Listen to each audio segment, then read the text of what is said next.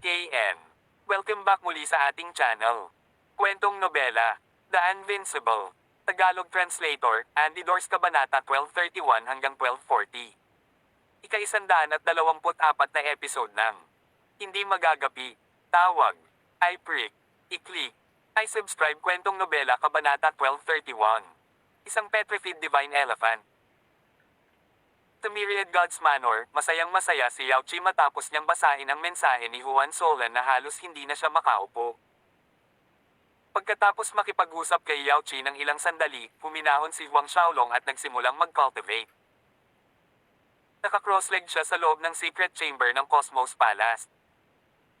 Ang kanyang atay, baga, puso, at bato ay kumikinang sa apat na magkakaibang kulay. Asher, metalikong puti, pula, at asul. Ang apat na kumikinang na ito ay walang iba kundi ang Asher Dragon na banal na apoy, puting tigre na banal na apoy, at vermilion na ibon na banal na apoy.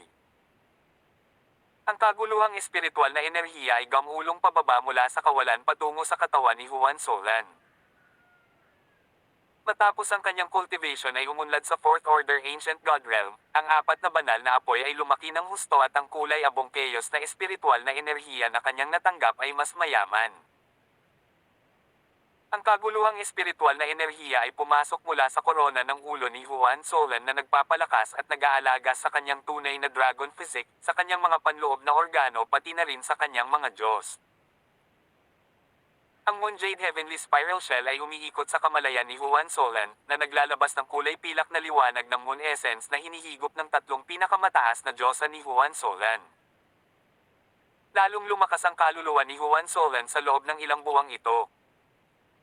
Habang umiikot ang Moonjade Heavenly Spiral Shell, hinihigop nito ang Moon Essence mula sa void papunta sa bibig nito.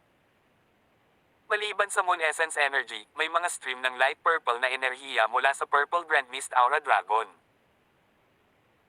Matapos masipsip ang Purple Grand Mist Aura, ang simbolo ng Half Moon sa ibabaw ng Moonjade Heavenly Spiral Shell ay lalong lumiwanag at unti-unting lumaki at naging full moon. Kahit na kamakailan lamang ay naging may-ari si Juan Solan ng Moonjade Heavenly Spiral Shell, kailangan niyang mag-breakthrough sa Ancestor God Realm para ganap na pinuhin ang Mid-Grand Mist Spiritual Artifact na ito. Mayroong ilang palapag sa loob ng Moonjade Heavenly Spiral Shell.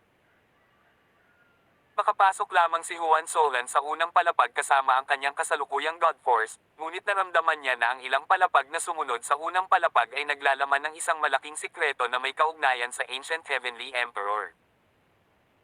Mayroon na lamang 2 ng Purple Grand Mist Aura Dragon na natitira ngayon. Tinansya ni Juan Solan na matatapos niya ang pagpino nitong Purple Grand Mist Aura Dragon sa oras na makapasok siya sa 7th Order Ancient God Realm. Sa oras na iyon, si Juan Solan ay kailangang pumasok muli sa extraterritorial Devil Battlefield upang maghanap ng higit pang Grand Mist Aura. Lumipas ang gabi habang naglilinang si Juan Solan. Ang liwanag ng buwan ay kumupas kasabay ng dilim habang papalapit na ang bukang liwayway sa abot tanaw. Itinigil ni Juan Solan ang kanyang cultivation at binuksan ang kanyang mga mata dahil ang kanyang cultivation ay umabot na sa peak early 4th Order Ancient God Realm. May 2 buwan pa bago ang Four Mainlands New Disciples Battle. Sa oras na iyon, umaasa si Juan Solan na sumulong sa Mid-4th Order Ancient God Realm. Hindi nagtagal, umalis si Juan Solan sa Cosmos Palace at dumating sa Assembly Shrine. Nakita niya sina Zhou Shu, Tan Lin, at Luo Yunjia na naghihintay na sa pasukan. Ngunit ang presensya ni Lilo ang higit na ikinagulat niya. Hindi kaya. Gustong tumawa ni Lilo nang makita niyang nakatingin sa kanya si Juan Solan na may nakakalokong ekspresyon sa mukha.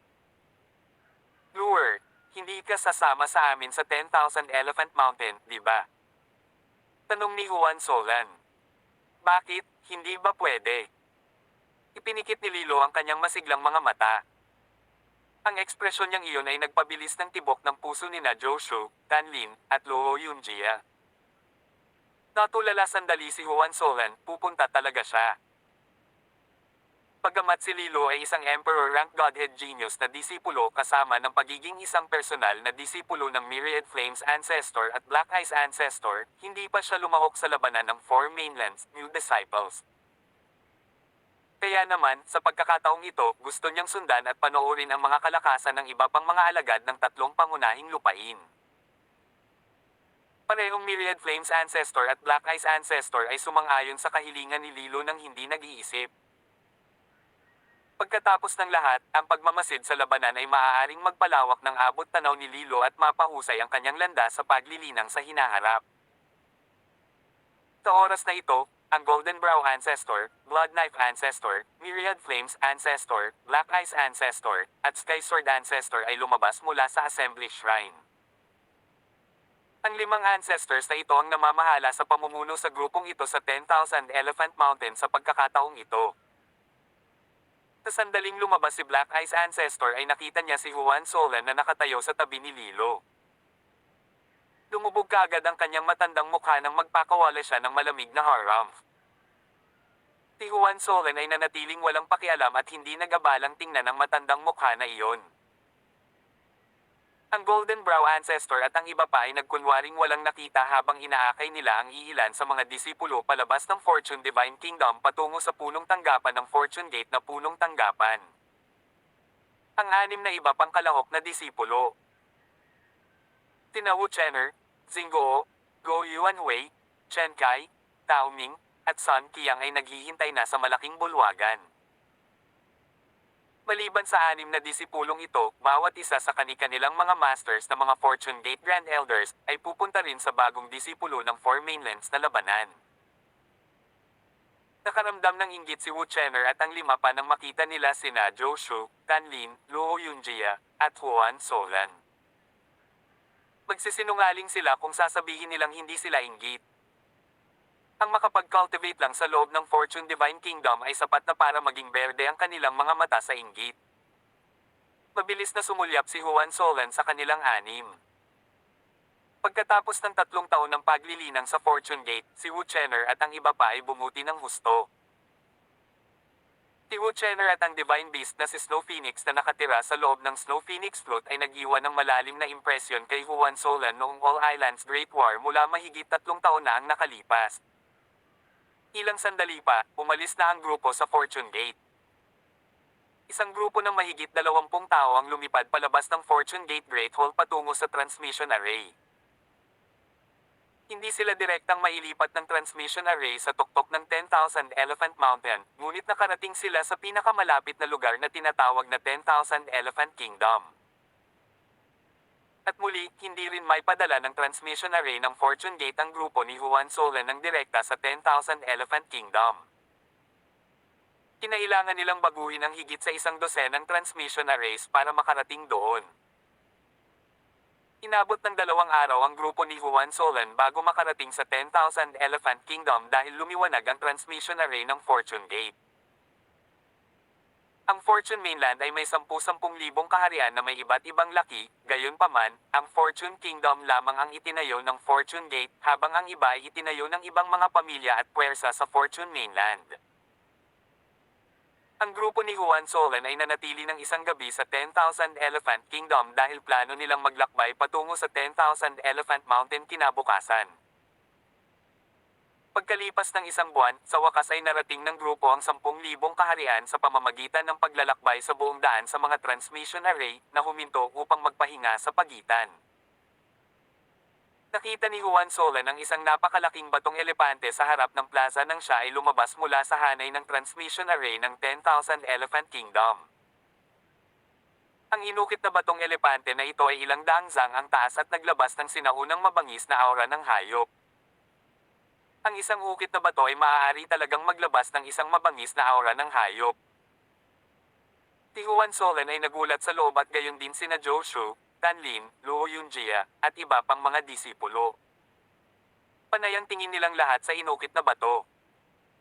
Nagtataka kayong lahat kung bakit may mabangis na aura ng hayop na nagmumula sa inukit na batong elepante na iyon, tama ba?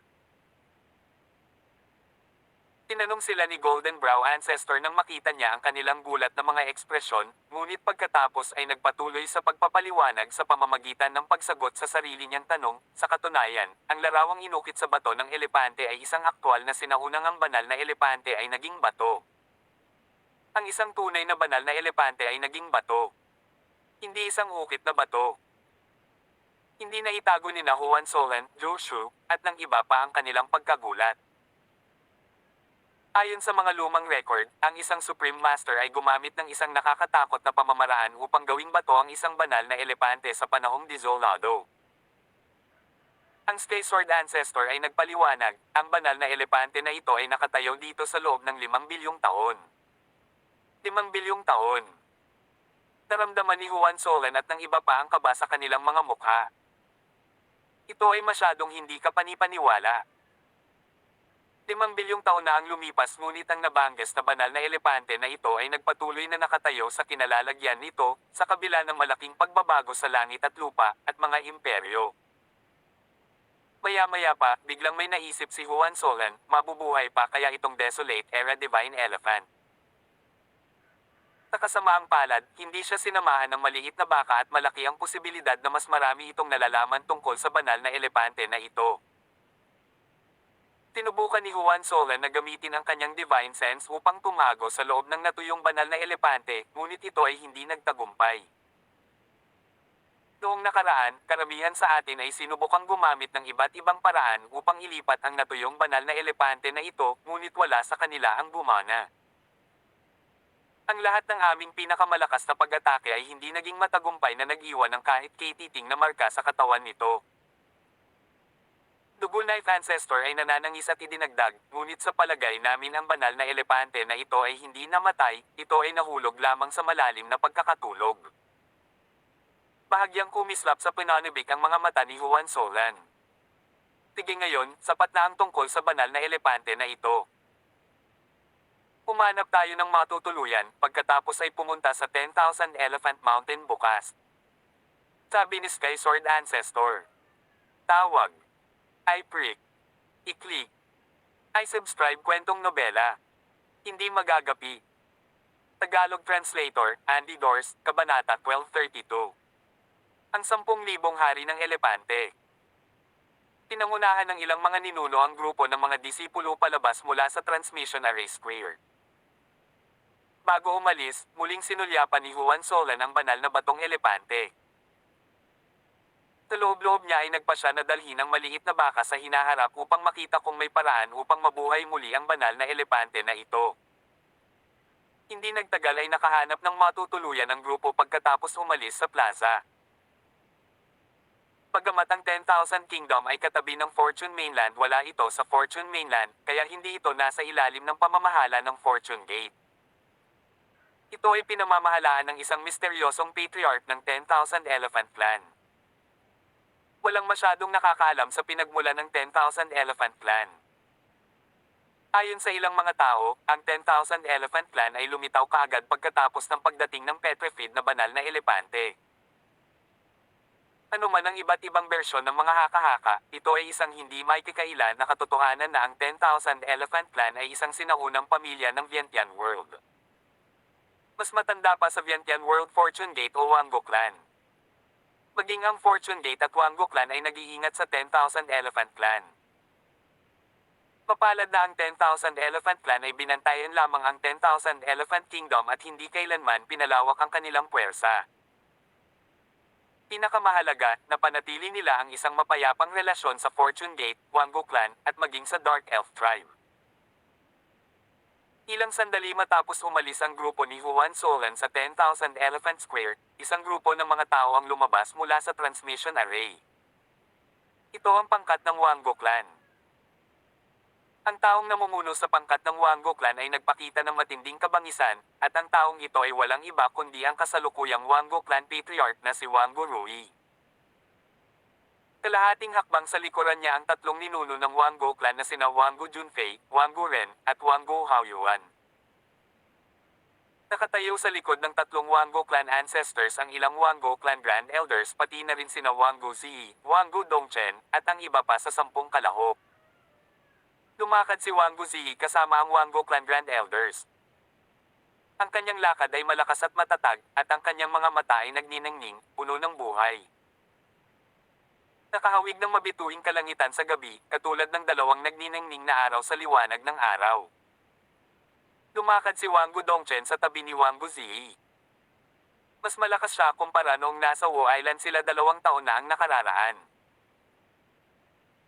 Ang mga reaksyon ni Wang Guzi, Wang Dongchen, at ng iba pang mga disipulo ay katulad ng kay Juan Solen nang makita nila ang natuyong banal na elepante habang sila ay lumabas sa hanay ng transmission. Ito rin ang unang pagkakataon nilang makita ang natuyong banal na elepante. Hindi nagtagal, maikling sinabi ni Wang Gurui sa mga disipulo ng Wanggo clan ang tungkol sa nabanggis na banal na elepante na ito tulad ng sinabi ni Golden Brow Ancestor kay Juan Solen at sa iba pa. Labis silang namangha nang mabalitaan nila ang tagal nitong nakatayo roon ng hindi nagagalaw.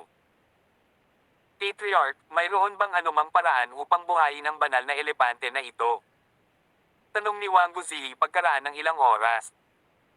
Umiti si Wang Gurui at sinabing, isang paraan para buhayin ang banal na elepante. Siyempre may ilang paraan. Ang isa rito ay upang linangin ang Divine Elephant Evolving Dragon Art ng 10,000 Elephant Clan hanggang sa tugatog habang ang isa ay sa pamamagitan ng dugo ng 10,000 Elephant King. Walang sino man sa 10,000 Elephant Clan ang nakarating sa tuktok ng Divine Elephant Evolving Dragon Art. Tabik na tanong ng isang Wanggo Clan Grand Elder. Ang ninuno na si Wanggo Junfei na nakatayo sa tabi ni Wanggo Rui ay ngumuso ng The Pinnacle. Nagtanong siya bilang ganti, sa palagay mo ba ay madaling linangin ang Divine Elephant Evolving Dragon Art? Mayroong kabuuang 40 yugto sa Divine Elephant Evolving Dragon Art. Kabuong ilang henerasyon ng 10,000 Elephant Clans Patriarch, ang ika-10 yugto ang pinakamataas na maaari nilang maabot. Maging ang kasalukuyang Patriarch na si Siang Chi na kinikilala bilang pinakatalentadong henyo sa loob ng 100 milyong taon ay umabot pa lamang sa ika-9 na yugto. Maraming tao sa grupo ang nagulat sa impormasyong ito. Si Siang Chi, ang kasalukuyang Patriarch ng 10,000 Elephant Clan ay umabot pa lamang sa ika-9 na yugto sa Divine Elephant Evolving Dragon Art. Minsan nang sinabi ni Patriarch Wang Gurui kay Wang Guzi na ang lakas ni Siang Chi ay mas malakas kaysa kay Wang Gurui mismo at hindi maarok sa isang malaking lawak. Paano ang dugo ng 10,000 Elephant King? Tanong ni Wang Guzi. Alam mo ba ang kahulugan ng 10,000 Elephant King? Umiling si Wang Gurui habang nagtatanong. Sa kalaunan ay sinabi niya, ang 10,000 Elephant King ay isang banal na elepante na isinilang ng langit at lupa sa panahon ng Grand Mist Era. Maging ang Ancient Heavenly Emperor ay naging mapagmatsyag tungkol sa kanya dahil ang 10,000 Elephant King ay maaaring tumusok ng isang butas sa impyerno sa pamamagitan ng isang pagtapak ng kanyang binti. Ang grupo ng mga disipulo kabilang si Wang Guzi ay nanginginig sa pangamba at hindi na nanghahas na magsalita tungkol sa dugo ng 10,000 Elephant King. Kung totoo ang sinabi ni Wang Gurui, isang buhok lang mula sa paan ng 10,000 Elephant King ang makakapatay ng cultivator na kasing lakas ni Wang Gurui ng 10,000 beses na magkakasunod. Kung gayon, mayroon pa bang ibang paraan bukod sa dalawang pamamaraang ito? Tanong ulit ni Wang Guzi. Tanging si Wang Guzi lamang ang naglakas loob na magtanong ng napakaraming tanong sa harap ni Wang Gurui habang ang ibang mga disipulo ng Wanggo Clan ay natatakot na magsabi ng isang salita sa harap niya. Umiling si Wang Gurui, maaaring may iba pang mga paraan, ngunit hindi ko alam ang mga ito. Ang dalawang ito lang ang kilala ko. Sa katunayan, ang pangunahing dahilan kung bakit umiral ang 10,000 Elephant Clan sa loob ng maraming taon at nabuo ang 10,000. Ang Elephant Kingdom ay bubuhayin muli ang natuyong banal na elepante. Ito ang nag-iisang misyon ng 10,000 Elephant Clan sa loob ng bilyon-bilyong taon. Nagulat ang lahat sa bagong impormasyong ito. At, ang 10,000 Elephant Clan ay mayroong ancestral order na nagsasaad na ang sinumang makakapagbuhay sa nabanggong banal na elepante ay kikilalanin bilang master ng 10,000 Elephant Clan. Biglang idinagdag ni Ancestor Wanggo Haoyuan. Ang ambisyosong liwanag ay suminag mula kay Wang Guzi, Wanggo Dongchen, at sa mga mata ng iba pang mga disipulo habang sila ay nakatitig ng diretso sa nabanggong banal na elepante. Ang taong bumuhay sa nabanggong banal na elepante na ito ay maaaring maging master ng 10,000 Elephant Clan. Ito. Bahagyang bumilis ang paghinga ni Wang Guzi. Ano ang ibig sabihin ng kinilala bilang master ng 10,000 Elephant Clan? Sa loob ng mahabang panahon ay isang tsismis ang kumakalat sa Vientiane World na nagsasabing kahit anong sekta o pamilya, anuman ang kanilang kapangyarihan at impluensya, ay maaaring sakupin ang buong Vientiane World kung sila ay kinikilala bilang master ng 10,000 Elephant Clan. Sakupin ang buong Vientiane World Sina Wanggu Rui, Wanggu Junfei, Wanggu Ren, at Wanggu Haoyuan ay nagpalitan ng tingin sa kanilang mga sarili nang makita nila ang nilalagnat na tingin sa mga mata ng mga disipulo. Alam nila kung ano ang nasa isip nila, ngunit alam din nila na sa loob ng bilyon-bilyong taon, hindi mabilang na mga ninuno ang sumubok na mag-isip ng iba't ibang paraan upang buhayin ang natuyong banal na elepante ng walang anumang tagumpay. Tirichit *S. Habang ang grupo ni Wang Guzi ay nag-aaral at nag-uusap tungkol sa banal na elepante, si Juan Solen ay nasa loob ng kanyang silid sa kanilang pansamantalang tirahan. Abala siya sa pag-aaral ng ilan sa mga teknik na nakita niya sa Ghost Buddha Depository nang may kumatok sa kanyang pintuan. Inilagay ni Juan Solen ang lahat ng mga manual ng pamamaraan sa kanyang outer ring at binuksan ang pinto. Si Luo Yunjia ang nakatayo doon. Brother Juan, nabalitaan ko na ang 10,000 Elephant Kingdom Royal City's Blazing Wine ay medyo masarap. Dahil nandito na tayo, tara na at subukan ito. Masayang inimbitahan ni Luo Yunjie si Juan Solen. Sige, alis na tayo. Hindi tumanggi si Juan Solen dahil nagplano na siyang lumabas para mamasyal. Maya-maya, lumabas na silang dalawa at papunta na. Pagkatapos ng ilang pagtatanong ay nalaman nilang ang Blazing Wine ay inihain lamang sa Blazing Restaurant, kaya naman agad silang nagtungo dito. Sa kalagitnaan ng Blazing Restaurant, sina Juan Solen at Luo Yunjia ay nakatagpo ng ilang mga disipulo ng Wanggu Clan. Isa sa kanila ay si Wanggu Dongchen. Medyo nagulat si Juan Solen na tumakbo papunta kay Wanggu Dongchen, ngunit sa sandaling nakita ni Wanggu Dongchen si Juan Solen isang mamamatay tao na aura ang lumabas sa kanyang katawan. Kuya Ziyi, si Juan Solen iyon. Ang boses ni Wanggu Dongchen ay puno ng puot habang itinuro niya si Juan Solen kay Wanggu Ziyi. Wanggu Ziyi. Pumagsak ang mga mata ni Juan Solen kay Wanggu Ziyi matapos niyang marinig ang pagtawag ni Wanggu Dongchen sa kanyang pangalan. Nagkatitigan silang dalawa. Ang tingin ni Wanggu Ziyi ay naging maelstrom ng sword lights habang nakatingin siya kay Juan Solen na umaatake sa kanya sa isang iglap. Hindi umiwas si Juan Solen. Umikot ang kanyang Archdevil Supreme Godhead, nilamon ang lahat ng sword lights hanggang wala nang natira. Nagulat si Wanggu Dongchen at iba pang mga disipulo ng Wanggu Clan sa kinalabasan na ito. Alam nila ang tungkol sa mahusay na lakas ng sinaunang teknik na iyon na ginawa ni Wanggu Ziyi, ngunit hindi nila naisip na si Juan Solen ay madaling masira ang pag-atake. Tawag. I-prick. I-click. I-subscribe kwentong nobela. Hindi magagapi. Tagalog Translator, Andy Dors, Kabanata 1233. Limang strike. Nagulat din si Wanggu Ziyi dahil madaling nalagpasan ni Juan Solen ang kanyang pag-atake ng walang anumang aksyon. Ikaw si Juan Solen? Tanong ni Wanggu Ziyi na walang pakialam. At ikaw ba ang bumili ng lahat ng kaguluhang espiritual na likidong iyon? Biglang tanong ni Juan Solen, imbes na sagutin si Wanggu Ziyi. Para sa isang segundo, si Wanggu Ziyi ay nahuli, ngunit pagkatapos ay ngumiti siya na may kinang ng pagiging saplada sa kanyang mga mata. Tama, binili ko lahat. Bakit? Gusto mo bang bilhin sila sa akin? Tinadya ni Wanggu Ziyi na huminto bago nagpatuloy, maaari mong bilhin ang mga ito, hindi ito isang problema.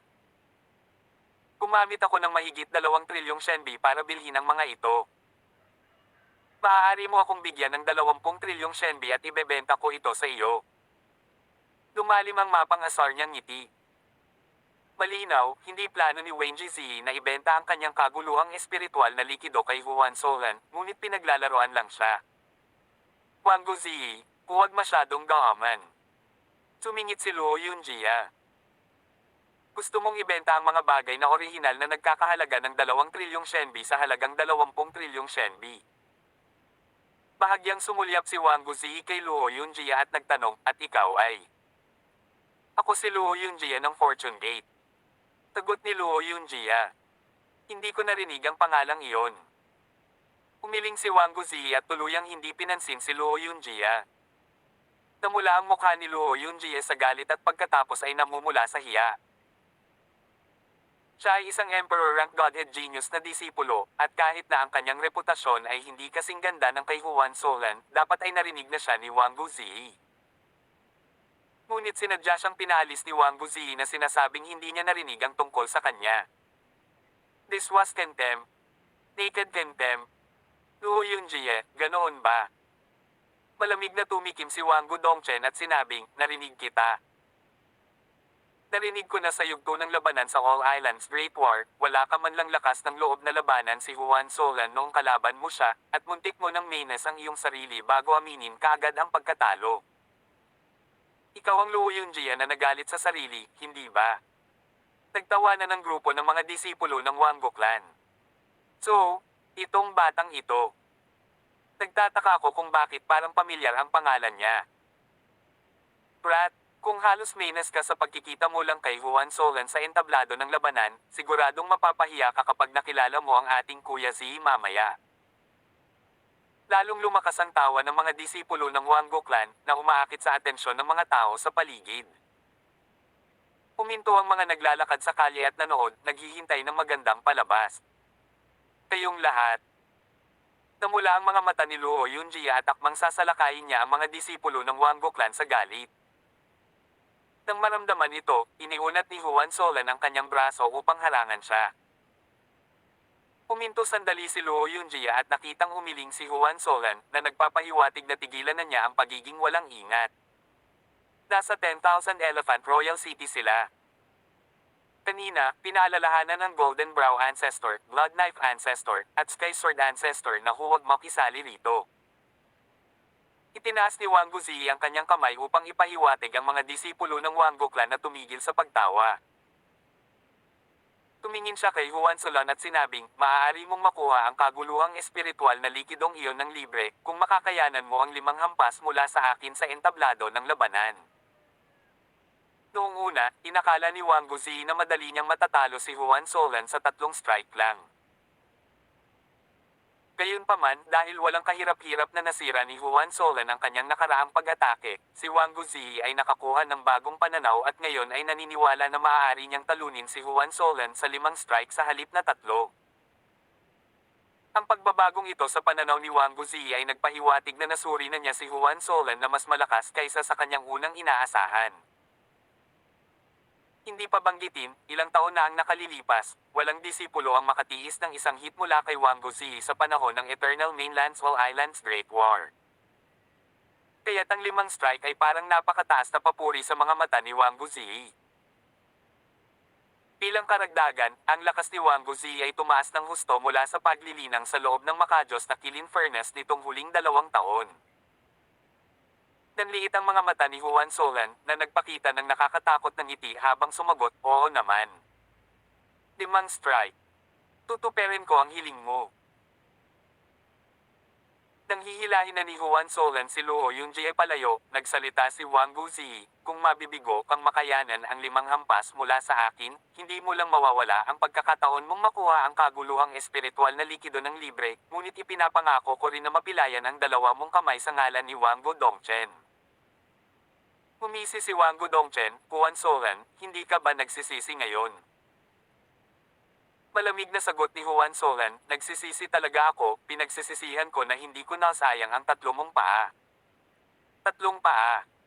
Medyo mabagal ang reaksyon ni Wang Gudongchen.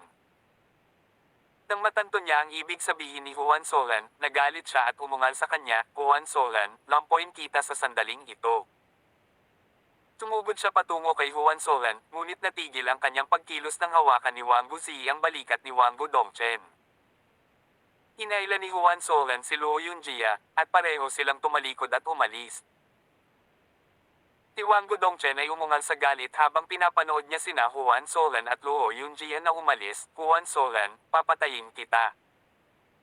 Napasigaw siya habang pilit na kumawala sa pagkakahawak ni Wang Guzi. Biglang binitawan ni Wang Guzi ang kanyang kamay at malamig na sinabi, kung gayon, pumunta ka at patayin siya ngayon. Si Wang Gudongchen ay ginawang tanga. Pumakas sa kanyang mukha ang pag-aalinlangan, ngunit sa huli, pinili niyang huwag na lang habulin si Juan Solan. Nagkaroon pa rin siya ng kaunting kamalayan sa sarili at alam niyang hindi siya katapat ni Juan Solan. Kahit na ang kanyang lakas ay tumaas ng malaki sa nakalipas na 2 taon, si Juan Solan ay hindi idle. Matapos iwan ang mga disipulo ng Wango clan sa likuran nila, tumungo sina Juan Solan at Luo Yunjie patungo sa Blazing Restaurant. Pagdating nila doon, nakakita sila ng magandang mesa at naupo. Naiinis pa rin si Luo Yunjie at pagdating ng waiter sa table nila, umorder siya ng 10 pitchel ng Blazing wine. Matapos ibaba ang kanilang order, hindi napigilan ng waiter na mag-alinlangan, "Young master, hindi mura ang alak ng restaurant natin, bawat pitchel." Ngunit bago niya matapos ang kanyang pangungusap, galit na inihagis ni Luo Yunjie ang kanyang special na singsing sa mesa. Napatulala ang waiter nang makita ang walang katapusang alon ng shenbi sa loob ng special ring.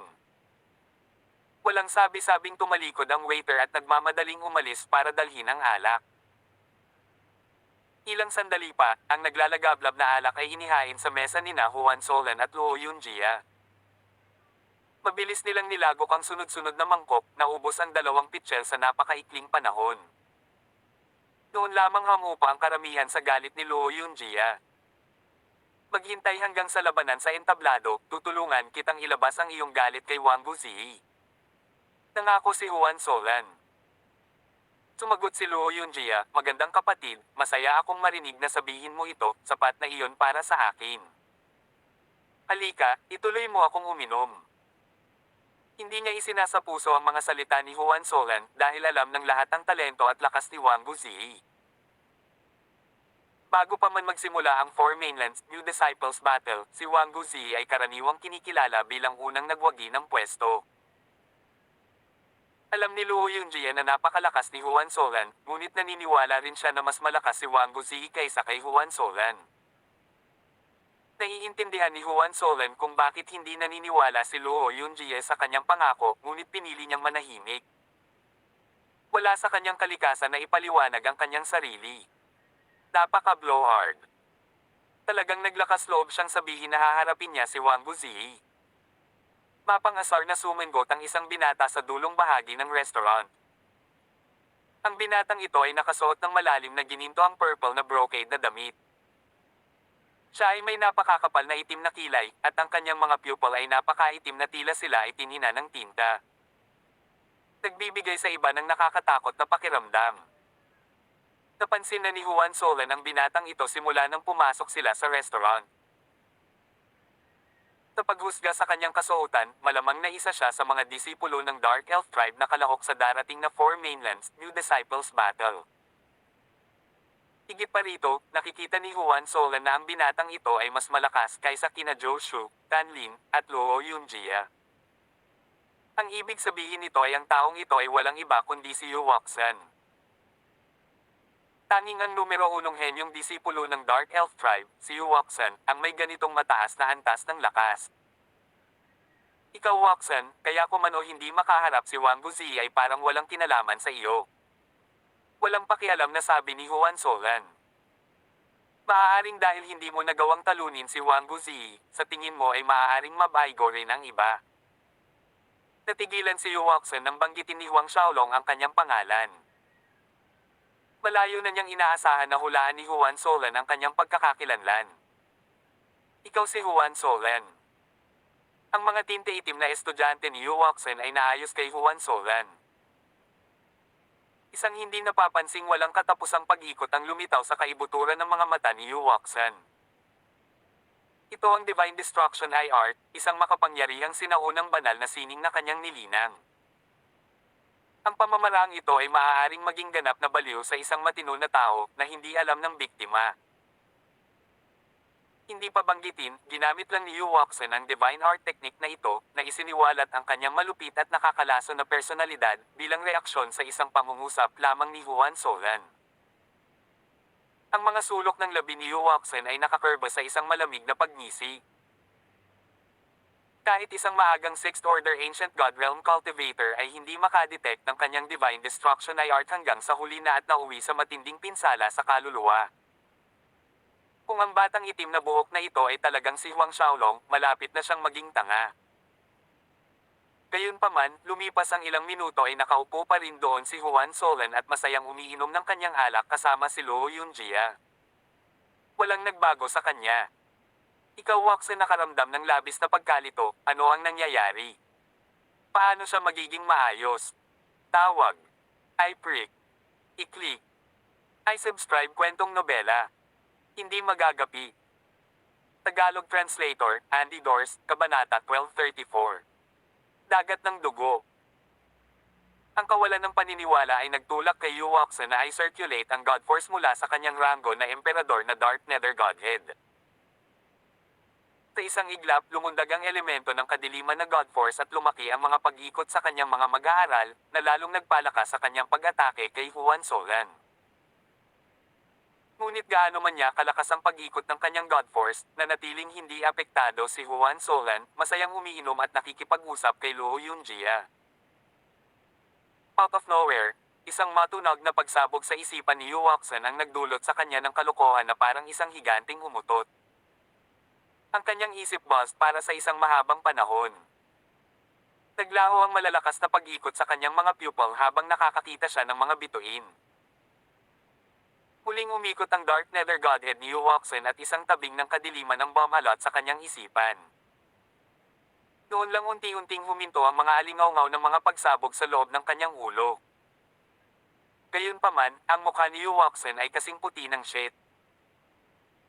Tumingin siya kay Juan Solan na parang nakakita ng multo at tumakas mula sa restaurant sa sobrang takot na hindi man lang binayaran ang kanyang pagkain at inumin. Pinanood ni Luo Yunjie si Yu Watson na nagmamadaling lumabas ng restaurant na may sobrang putla at takot na mukha. Ikaw Watson, ang parehong binata na hindi makapaniwala at mapagmataas ilang sandali lang ang nakalipas. Gayunpaman, nakita ni Lu Yunjie na ang magkaibang mga reaksyong ito ay medyo nakakagulat at wala nang iba pa, sa makatuwid, nagpatuloy lang siya sa pag-inom kasama si Juan Solan. Nanunuya sa loob, napatingin si Juan Solan sa direksyon kung saan lumipad si Yu Watson. Ito ay isang maliit na aral lamang para kay Yu Watson. Nagpasya si Juan Solan na maghintay hanggang sa muli silang magkita sa entablado ng labanan upang harapin si Yu Watson sa nilalaman ng kanyang puso. Pagkatapos ng lahat, sila ay nasa 10,000 Elephant Royal City, magiging malaking problema kung hindi niya pinaganya si Yu Watson. Makalipas ang ilang oras, umalis sina Juan Solan at Luo Yunjie sa Blazing Restaurant. Sa loob ng bakuran ng isang tiyak na tirahan, sinabi ni Wango Dongchen kay Wango Zi, Kuya Zi, narinig ko na nag-away sina Yu Watson at Juan Solan sa Blazing Restaurant, ngunit sa hindi malamang dahilan, biglang tumakbo palabas si Yu Watson mula sa ang restaurant ay naguguluhan. Nagulat si Wango Zi, may ganoong insidente. Si Wango Dongchen ay tumango ng may katiyakan, ang bagay ay kumalat na parang apoy at ang impormasyon ay tiyak na totoo. Mukhang mas mahirap pakitunguhan si Juan Solan kaysa sa naisip natin noong una. Matamlay na sabi ni Wang Guzi. Bagaman hindi namin alam ang pasikot-sikot ng pangyayaring ito, mukhang nak-aim ni Yu Watson ang isang nakatagong kawalan sa kamay ni Juan Solan dahil bigla siyang tumakbo palabas ng hindi inaasahan. Ang Juan Solan na ito ay malamang na gumamit ng isang uri ng isang lihim na pamamaraan kay Yu Watson na nahuli sa kanya sa isang palihim na pag-atake. Maaaring ito lang ang paliwanag kung bakit nakaranas si Yu Watson ng nakatagong pagkawala sa mga kamay ni Juan Solan. Kung hindi, ang lakas ni Juan Solan ay hindi makakapantay kay Yu Watson. Tumango si Wang Guzi bilang pagsang-ayon. Pagkatapos ay sinabi niya, gayunpaman, ito ay nagpapatunay din na si Juan Solan ay hindi mahina. Kung gayon, Kuya Z, may tiwala ka ba sa talunin si Juan Solan sa loob ng 5 welga? Nag-alinlangan si Wang Dongchen bago siya nagtanong, ngunit dahil nasabi na niya ang tanong bago niya napagtantong mas nag-aalala siya ngayon na nagalit siya kay Wang Guzi. Dahil sa takot na magdulot ng hindi pagkakaunawaan, ikinaway ni Wang Dongchen ang kanyang mga kamay at binilisan ang pagpapaliwanag. Ang ibig kong sabihin ay, si Juan Solan ay maaaring naigalinang ng ilang uri ng lihim na pamamaraan at maaaring magamit niya ito para makaiwas sa 5 strike ni Kuya Z. Isang walang pakialam na ngiti ang kumalat sa mukha ni Wang Guzi, isang secret technique. Anumang lihim na pamamaraan ay latak bago ang ganap na lakas. Bantayan mong mabuti pagdating ng panahon dahil isusuka ko ng dugo si Juan Solan sa 5 hampas lang. Sa 5 strike, si Huang Xiaolong ay magiging latak. Tirichit asterisk S. Lumipas ang 2 araw sa isang kisap mata. Ang grupo ng Fortune Gate ay umalis sa 10,000 Elephant Royal City. Mula sa labas ng mga pintuang daan ng lungsod, lumipad sila pahilaga sa loob ng 3 araw hanggang sa makarating sila sa dagat ng dugo. Ang tubig ng dugo sa dagat ay isang matingkad na escarlata, tulad ng tunay na dugo. Ito ay maayos na lumiligid sa mga alon na naglalabas ng mga singaw ng mainit na hangin mula sa ibabaw ng dagat, gayunpaman, sa halip na amoy ng dugo ang mga singaw na ito ay amoy ng isang malabong kakaibang halimuyak. Ang lahat ay nakadama ng labis na kaginhawahan habang nilalanghap nila ang banayad na simoy ng dagat. Kumapang ang kuryosidad sa puso ni Juan Solan, may kayamanan kayang nakabaon sa dagat na dugo. Kung hindi, saan nanggaling ang kakaibang halimuyak na ito? Gayunpaman, nang si Juan Solan ay lihim na gumamit ng mata ng impyerno upang tuklasin ang ilalim ng dagat, siya ay sinalubong ng isang malaking pagtutol sa humigit kumulang 100 zang sa ilalim ng ibabaw ng dagat na naging hadlang sa kanya upang tumingin ng mas malalim. Si Zhou Shu, Tan Lin, at ang iba pang mga disipulo ay napakunot ang kanilang mga kilay, at mukhang lahat sila ay may parehong intensyon kay Juan Solan at nakamit din ang parehong resulta.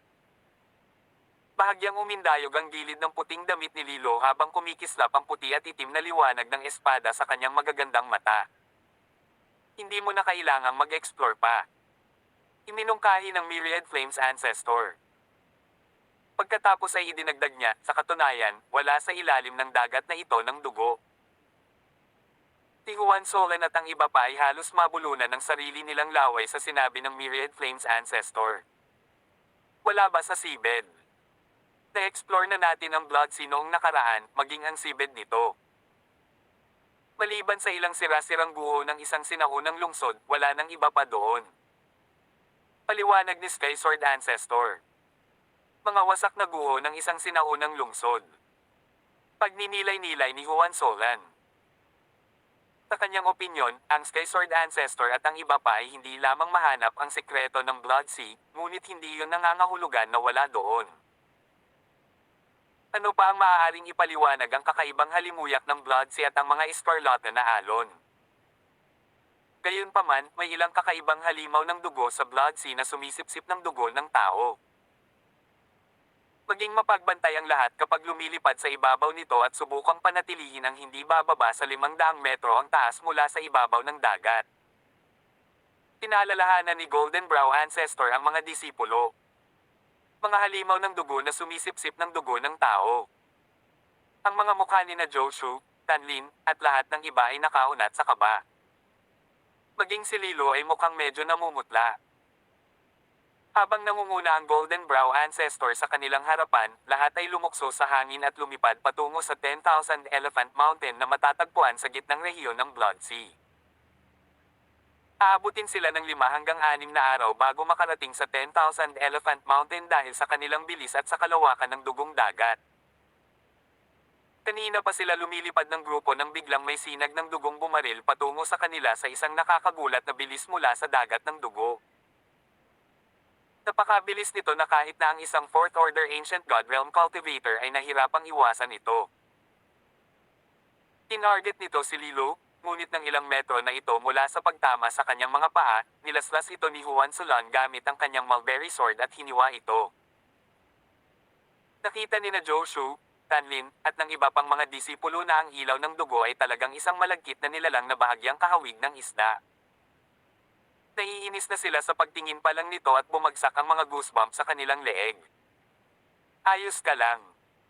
Nag-aalalang tanong ni Juan Solan habang lumilipad siya sa tabi ni Lilo. Umiling si Lilo, okay lang ako. Ang grupo ay hindi huminto ng mahabang panahon at hindi nagtagal ay nagpatuloy sa paglipad.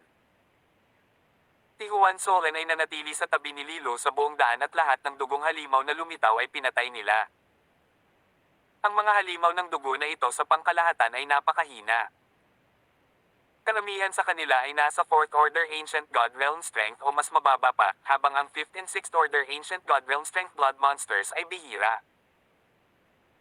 Ang Black Ice Ancestor ay nasa napakasamang mood sa buong paglalakbay, habang pinapanood niya si Juan Solan na lumilipad sa tabi ni Lilo. To top it off, ang kanilang malapit na interaksyon ay lalong nagpasama sa kanyang kalooban. Nang mapansin ni Juan Solan ang mabahong mukha ni Black Ice Ancestor, sinadya niyang hinawakan ang kamay ni Lilo sa kanyang harapan. Ang ekspresyon ng Black Ice Ancestor ay sobrang pangit sa galit nang makita niya ito. Kung hindi dahil sa presensya ng Golden Brow Ancestor at Blood Knife Ancestor, ang Black Ice Ancestor ay matagal nang nakabaril ng Ice Silang Heaven and Earth attack kay Juan Solan. Anong ginagawa mo? Natigilan ng Black Ice Ancestor nang makita niyang hinawakan ni Huang Xiaolong ang kamay ni Lilo. Nasakit ang palad ni Lure, kaya't pinapagaling ko siya. Tinabi ni Juan Solan nang hindi namumula at mukhang kalmado gaya ng simoy ng hangin. Lure! Nang marinig ang pagtawag ni Juan Solan kay Lilo, naging isang kuweba ng yelo ang hamog na nagyelo sa mga mata ni Black Ice Ancestor. Hindi niya akalain na si Juan Solan ay magsisinungaling sa harap nila. Malinaw na nakikita ng sino man na walang pinsala sa kamay ni Lilo. Dahil may injury siya, dapat itong gamutin. Ayon sa ating mga alituntunin sa Fortune Gate, dapat magtulungan ang magkakapatid na lalaki at babae sa iisang sekta. Blood Knife Ancestor said in Juan Solan's support. Pagkatapos ay nagpatuloy siya at pinuri si Juan Solan, napakahusay mo. Napatulala ang iba at may kakaibang ekspresyon sa mukha. Halos magsuka ng dugo ang Black Ice Ancestor sa sobrang galit. Bahagyang namula ang mga pisngi ni Lilo nang hilahin ang kanyang kamay mula kay Juan Solan. Pagkatapos ng lahat, ang Black Ice Ancestor ay isa sa kanyang mga masters at kailangan pa rin niyang magpakita ng paggalang sa kanyang mga iniisip. Tawag. I-prick. I-click. I-subscribe kwentong nobela. Hindi magagapi. Tagalog Translator, Andy Dors, Kabanata 1235. Ang inihaw na black dog meat ay mabango. Bahagyang gumanda ang mukha ni Black Ice Ancestor pagkatapos na bawiin ni Lilo ang kanyang kamay mula kay Juan Solan, ngunit patuloy pa rin itong tumitingin sa kanya ng malamig. Kung nakakamatay ang kanyang tingin, si Juan Solan ay patay na, tinusok ng 100 beses. Gayunpaman, si Juan Solan na nasa receiving end ng Black Ice Ancestor's frosty look ay ganap na hindi pinansin. Ang Black Ice Ancestor ay palaging nakikita siyang hindi kasiya siya sa simula pa lamang at sinisikap din niyang pantayan sina Wang Wei at Lilo. Sa makatuwid, hindi naisip ni Juan Solan na kailangang tiisin ang negatibong saloobin sa kanya. Habang lumilipad ang grupo, unti-unting dumidilim ang langit. Dahil marami silang oras, nagpa siya si Golden Brow Ancestor na huminto at magpahinga magpalipis ng gabi sa isang desyerto na isla at magpatuloy sa kanilang paglalakbay kinabukasan ng madaling araw. Nakaupo sa tabi ni Lilo sa paligid ng siga, ang mga isipan ni Juan Solan ay naanod sa panahong nakipag-away siya sa misteryosong Fang Chu, sa mababang kaharian. Hanggang ngayon, palagi niyang iniisip, sino kaya ang pangunahing katawan ni Fang Chu? At ano ang kanyang katayuan? Dahil si Fang Chu ay isang avatar, ang cultivation realm ng kanyang pangunahing katawan ay dapat na hindi bababa sa Ancestor God Realm o mas mataas. Bukod pa rito, si Fang Chu ay mayroon ding 5 elemento ng Diyos. Sa madaling salita, magkakaroon siya ng 5 avatar sa kabuuan. Ngunit napatay ni Juan Solan ang isa sa kanila, may 4 pang avatar na natitira. Nagtaka si Juan Solan kung gaano kalakas itong mga natitirang 4 na avatar. Lilo, halika rito. Sa isang siga sa malayo, tinawag ni Black Ice Ancestor si Lilo na may malungkot na mukha habang pinapanood niya sina Juan Solan at Lilo na nakaupong magkadikit. Tumingin si Lilo kay Juan Solan na may problemang ekspresyon. Bahagyang tumango si Juan Solan bilang tugon dahil ayaw niyang magdulot ng gulo kay Lilo sa pamamagitan ng paglalagay sa kanya sa pagitan niya at ng Black Ice Ancestor. Kinuha ang cue mula kay Juan Solan, tumayo si Lilo at naglakad papunta sa gilid ng Black Ice Ancestor. Si Joshua at Tanlin ay nakaupo sa tapat ni Juan Solan at tuwang-tuwa habang pinapanood ang eksena. Juan Solan, ilang araw ang nakalipas sa 10,000 Elephant Royal City, narinig kong sinabi ni Wang Guzi na matatalo kanya sa 5 strike. Panunuya ni Joshua. 5 strike. Hindi yan tama. Labis na nagulat si Tanlin.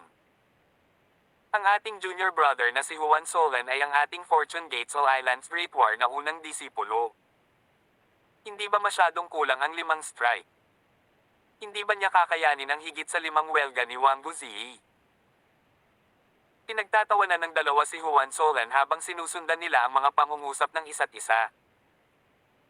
Si Wu Chenner, Go Yuanwei, Tao Ming, at ang iba pa ay hindi nangahas na sumingit. Ngunit iba si Luo Yunjia. Sa harap ni Wang Guzi. Tinasabi ko na kayong dalawa ay hindi makayanan kahit isang hampas niya. Tinuya ni Luo Yunjia sina Joshua at Tanlin. Nagalit si Joshua, Luo Yunjia, naghahanap ka ba ng gulo ngayon? Sa tingin mo ba makakain ka ng ilang piraso ng karne bilang aso ni Juan Solan? Umuso si Tanlin, ipapagulong kita sa isang meatball sa entablado ng labanan. Napamura si Luo Yanji, kung iisipin kayong dalawa, Tanlin, wala ka pang lakas para igulong ako sa isang bola-bola. Tumawa ng malakas si Tanlin, alam kong nagtagumpay ka sa pag-condensate ng apoy ng Dandragon, ano? Hindi ako naniniwala kahit kaunti na maaari mong hadlangan ang layunin ng espada ko. Layunin ng espada. Ang ika-4 na antas ng Sky Sword Ancestor Sky Sword Cannon. Si Wu Chenner, Go Yuanwei, Tao Ming, at iba pang mga disipulo ay talagang nabigla. Tama, ang ika-4 na antas ng Sky Sword Cannon. Masiglang inamin ni Tanlin, bukod dito, nakapasok na ako sa kalagitnaan ng Third Order Ancient God Realm. Sa makatuwid, kahit na ikaw ay isang mid-4th Order Ancient God Realm Cultivator, hindi mo pa rin maiiwasan ang aking sword intent. Si Wu Chenner, Go Yuanwei, Tao Ming, at ang iba pa ay namangha. Talagang nakapasok na si Tanlin sa kalagitnaan ng Third Order Ancient God Realm sa napakaikling panahon. Si Tanlin ay labis na nasisiyahan sa mga ekspresyon ni Wu Chenner at ng iba pa, at lumubog ang kanyang pagmamataas, na nagudyok sa kanya na bigyan ng mapanuksong tingin si Juan Solan, na bigla, hindi ba? Huwag kang mag-alala, sa entablado ng labanan, ako ay maawain sa iyo. Papaluhod lang kita sa entablado, tulad ng ginawa mo sa akin noong huling pagkakataon. Medyo nadistorbo ang mukha ni Tanlin sa pagtatapos ng kanyang mga salita. Nang maalala niya kung paano siya pinaluhod ni Juan Solan sa entablado sa harap ng iba't ibang sekta at pamilya ng Fortune Mainland, isang napakalaking hangarin ng pagpatay ang sumikat sa kanyang puso. Ngunit dahil sa mga alituntunin ng Fortune Gate na nagbabawal sa mga disipulo sa pagpatay sa isa't isa, hindi mapatay ni Tanlin si Juan Solan.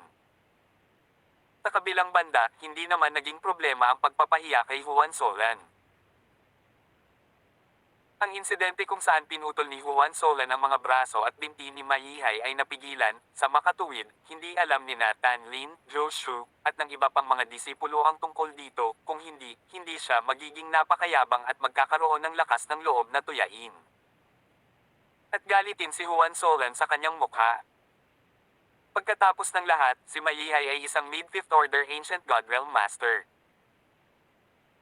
Kahit na si Tanlin ay kasing lakas ng kanyang pinaniniwalaan at tiwala sa kapangyarihan ng kanyang layunin sa espada, kung nalaman niya ang tungkol sa insidente ni Mayihay, hindi na niya muling tutuyin si Juan Solan. Imposible para kay Tanlin na baliwalain ang cultivation gap sa pagitan niya at ni Mayihay na isang mid-5th Order Ancient God Realm Master at pinatay siya tulad ng ginawa ni Juan Solan. Si Juan Solan ay masyadong tamad na abala kay Tanlin at Joshua. Inabot niya at dinampot ang karne na iniihaw sa siga at iniabot ang isang piraso kay Luo Yunjia na nagsasabing, ang inihaw na karne ng itim na aso ay mabango. Ang inihaw na karne ng itim na aso ay napakabango. Umakyat ang galit sa ulo ni Tanlin habang pinapanood si Juan Solan na hindi siya pinapansin sa tahasang paraan. Inom tayo ng alak.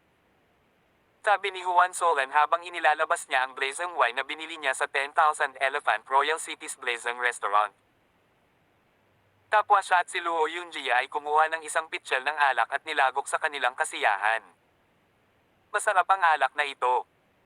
Masayang sabi ni Juan Solan. Naging berde ang mukha ni Tanlin habang nanginginig siya sa galit, ngunit idiniin ni Joshua ang isang kamay sa balikat ni Tanlin at tiniyak siya, huwag magmadali, mahigit isang buwan na lang ang natitira bago ang labanan ng bagong disipulo ng 4 na mainlands, kaya hayaan mo siyang ipagmalaki ang ilang araw pa. Malamig na bumulong si Tanlin sa direksyon ni Juan Solan. Kumuha siya ng isang piraso ng karne sa apoy at kinagat ito. Ngunit gaano man kasarap ang lasa nito, nakita niya itong ganap na mura. Lumipas ang gabi ng matiwasay. Maaga sa susunod na araw, ipinagpatuloy ng grupo ng Fortune Gate ang kanilang paglalakbay. Sa mga sumunod na araw, nagpatuloy ang grupo sa paglalakbay sa katulad na pattern. Lumilipad sa araw at nagpapahinga sa mga desyerto na isla sa gabi, hanggang sa ika-6 na araw nang sa wakas ay narating nila ang 10,000 Elephant Mountain. Si Juan Solan, Lilu, at ang iba pang mga disipulo ay namangha habang nakatingin sila sa dakilang bundok na mas matangkad at mas malawak kaysa sa naiisip nila na lumulutang sa ibabaw ng Blood Sea. Kahit na hindi alam ni Juan Solan kung gaano kalaki itong 10,000 Elephant Mountain, sigurado siyang hindi ito mas maliit sa Green Cloud Island. Nakapagtataka na mayroon talagang napakalaking isla na lumulutang sa hangin. To top it off, walang anuman sa paligid na nagtulak upang manatili doon.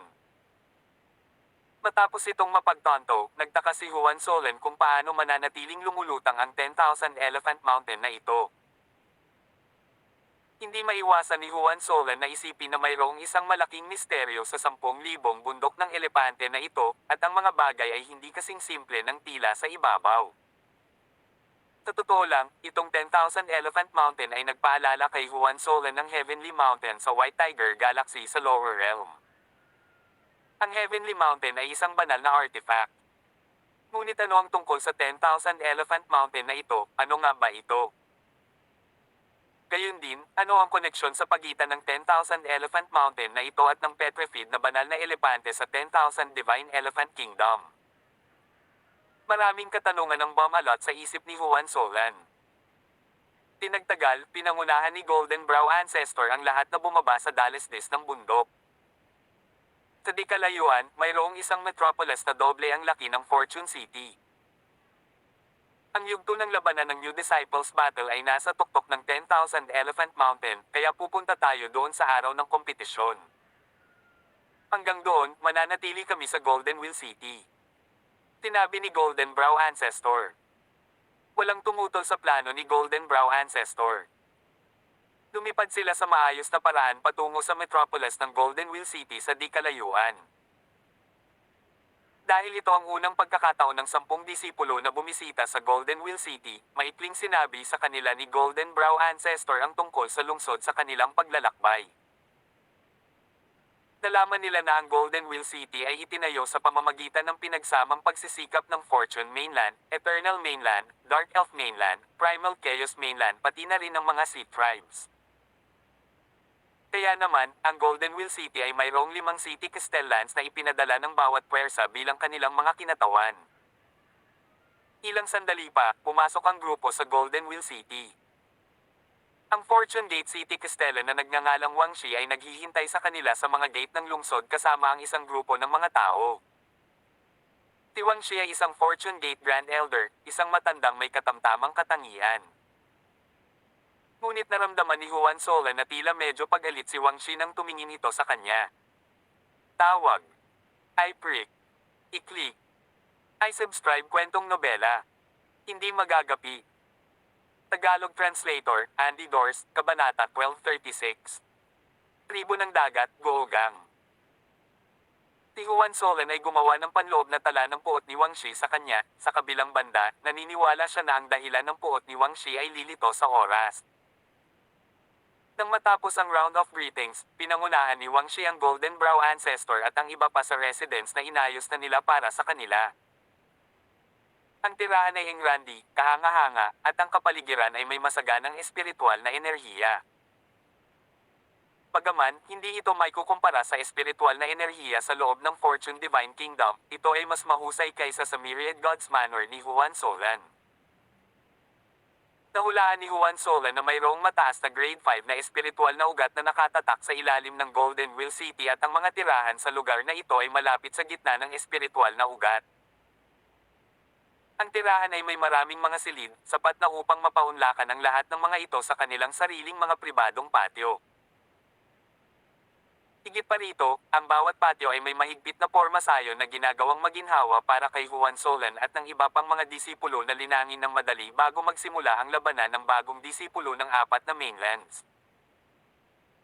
Naglakad-lakad si Juan Solan sa paligid ng patio na inayos para sa kanya, at pagkatapos ay pumasok sa loob ng kanyang silid upang buhayin ang mahigpit na pormasayon ng patio.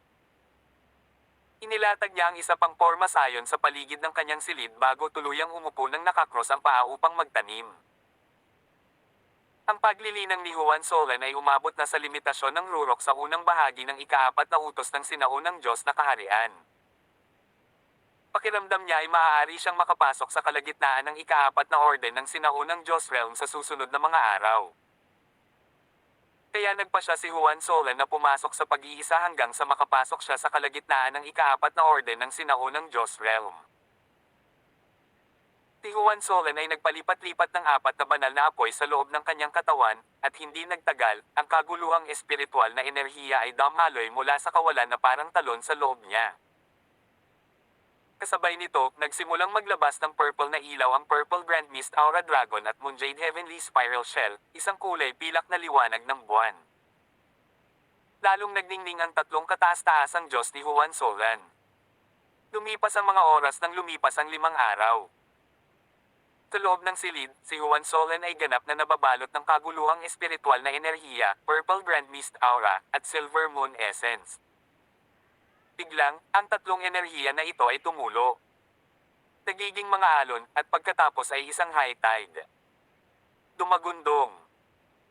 Biglang sumabog ang Chaos Spiritual Energy, Purple Grand Mist Aura, at Silver Moon Essence.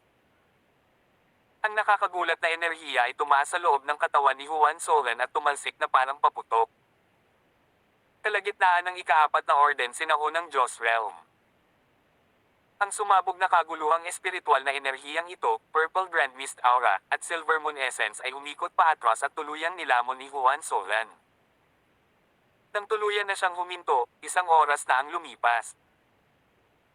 Habang isinaaktibo ni Juan Solan ang mahigpit na pormasayon ng courtyard kasama ang karagdagang pormasayon sa paligid ng kanyang silid, ang kanyang pambihirang tagumpay ay hindi nagpaalerto sa iba sa tirahan. Tumayo si Juan Solan at lumabas ng kanyang silid patungo sa maliit na bakuran sa labas at nagsimulang magsanay gamit ang kanyang espada. Sa susunod na sandali, nagsimulang mag-crisscrossing ang sword chi sa bakuran. Ang mga sinag ng sword chi na ito ay lumutang na parang tubig sa hangin, ngunit kakaibang wala sa kanila ang umagos palabas ng bakuran. Pabago-bago rin ang mga ito. Kung minsan ay naglalabas sila ng matalim na talas, minsan kasing banayad ng pagbuhos ng ulan, at minsan naman ay naging marahas o nagtatampo pa sila ng walang anumang babala. Sa isang punto, ang lahat ng sinag ng sword chi ay sumanib sa isang dragon, ngunit pagkatapos ay nagkalat ang dragon sa mga bulaklak sa susunod na sandali. Ang nakasisilaw na sword chi na bulaklak ay namumulaklak sa bakuran, at ito ay isang kamangha-manghang tanawin.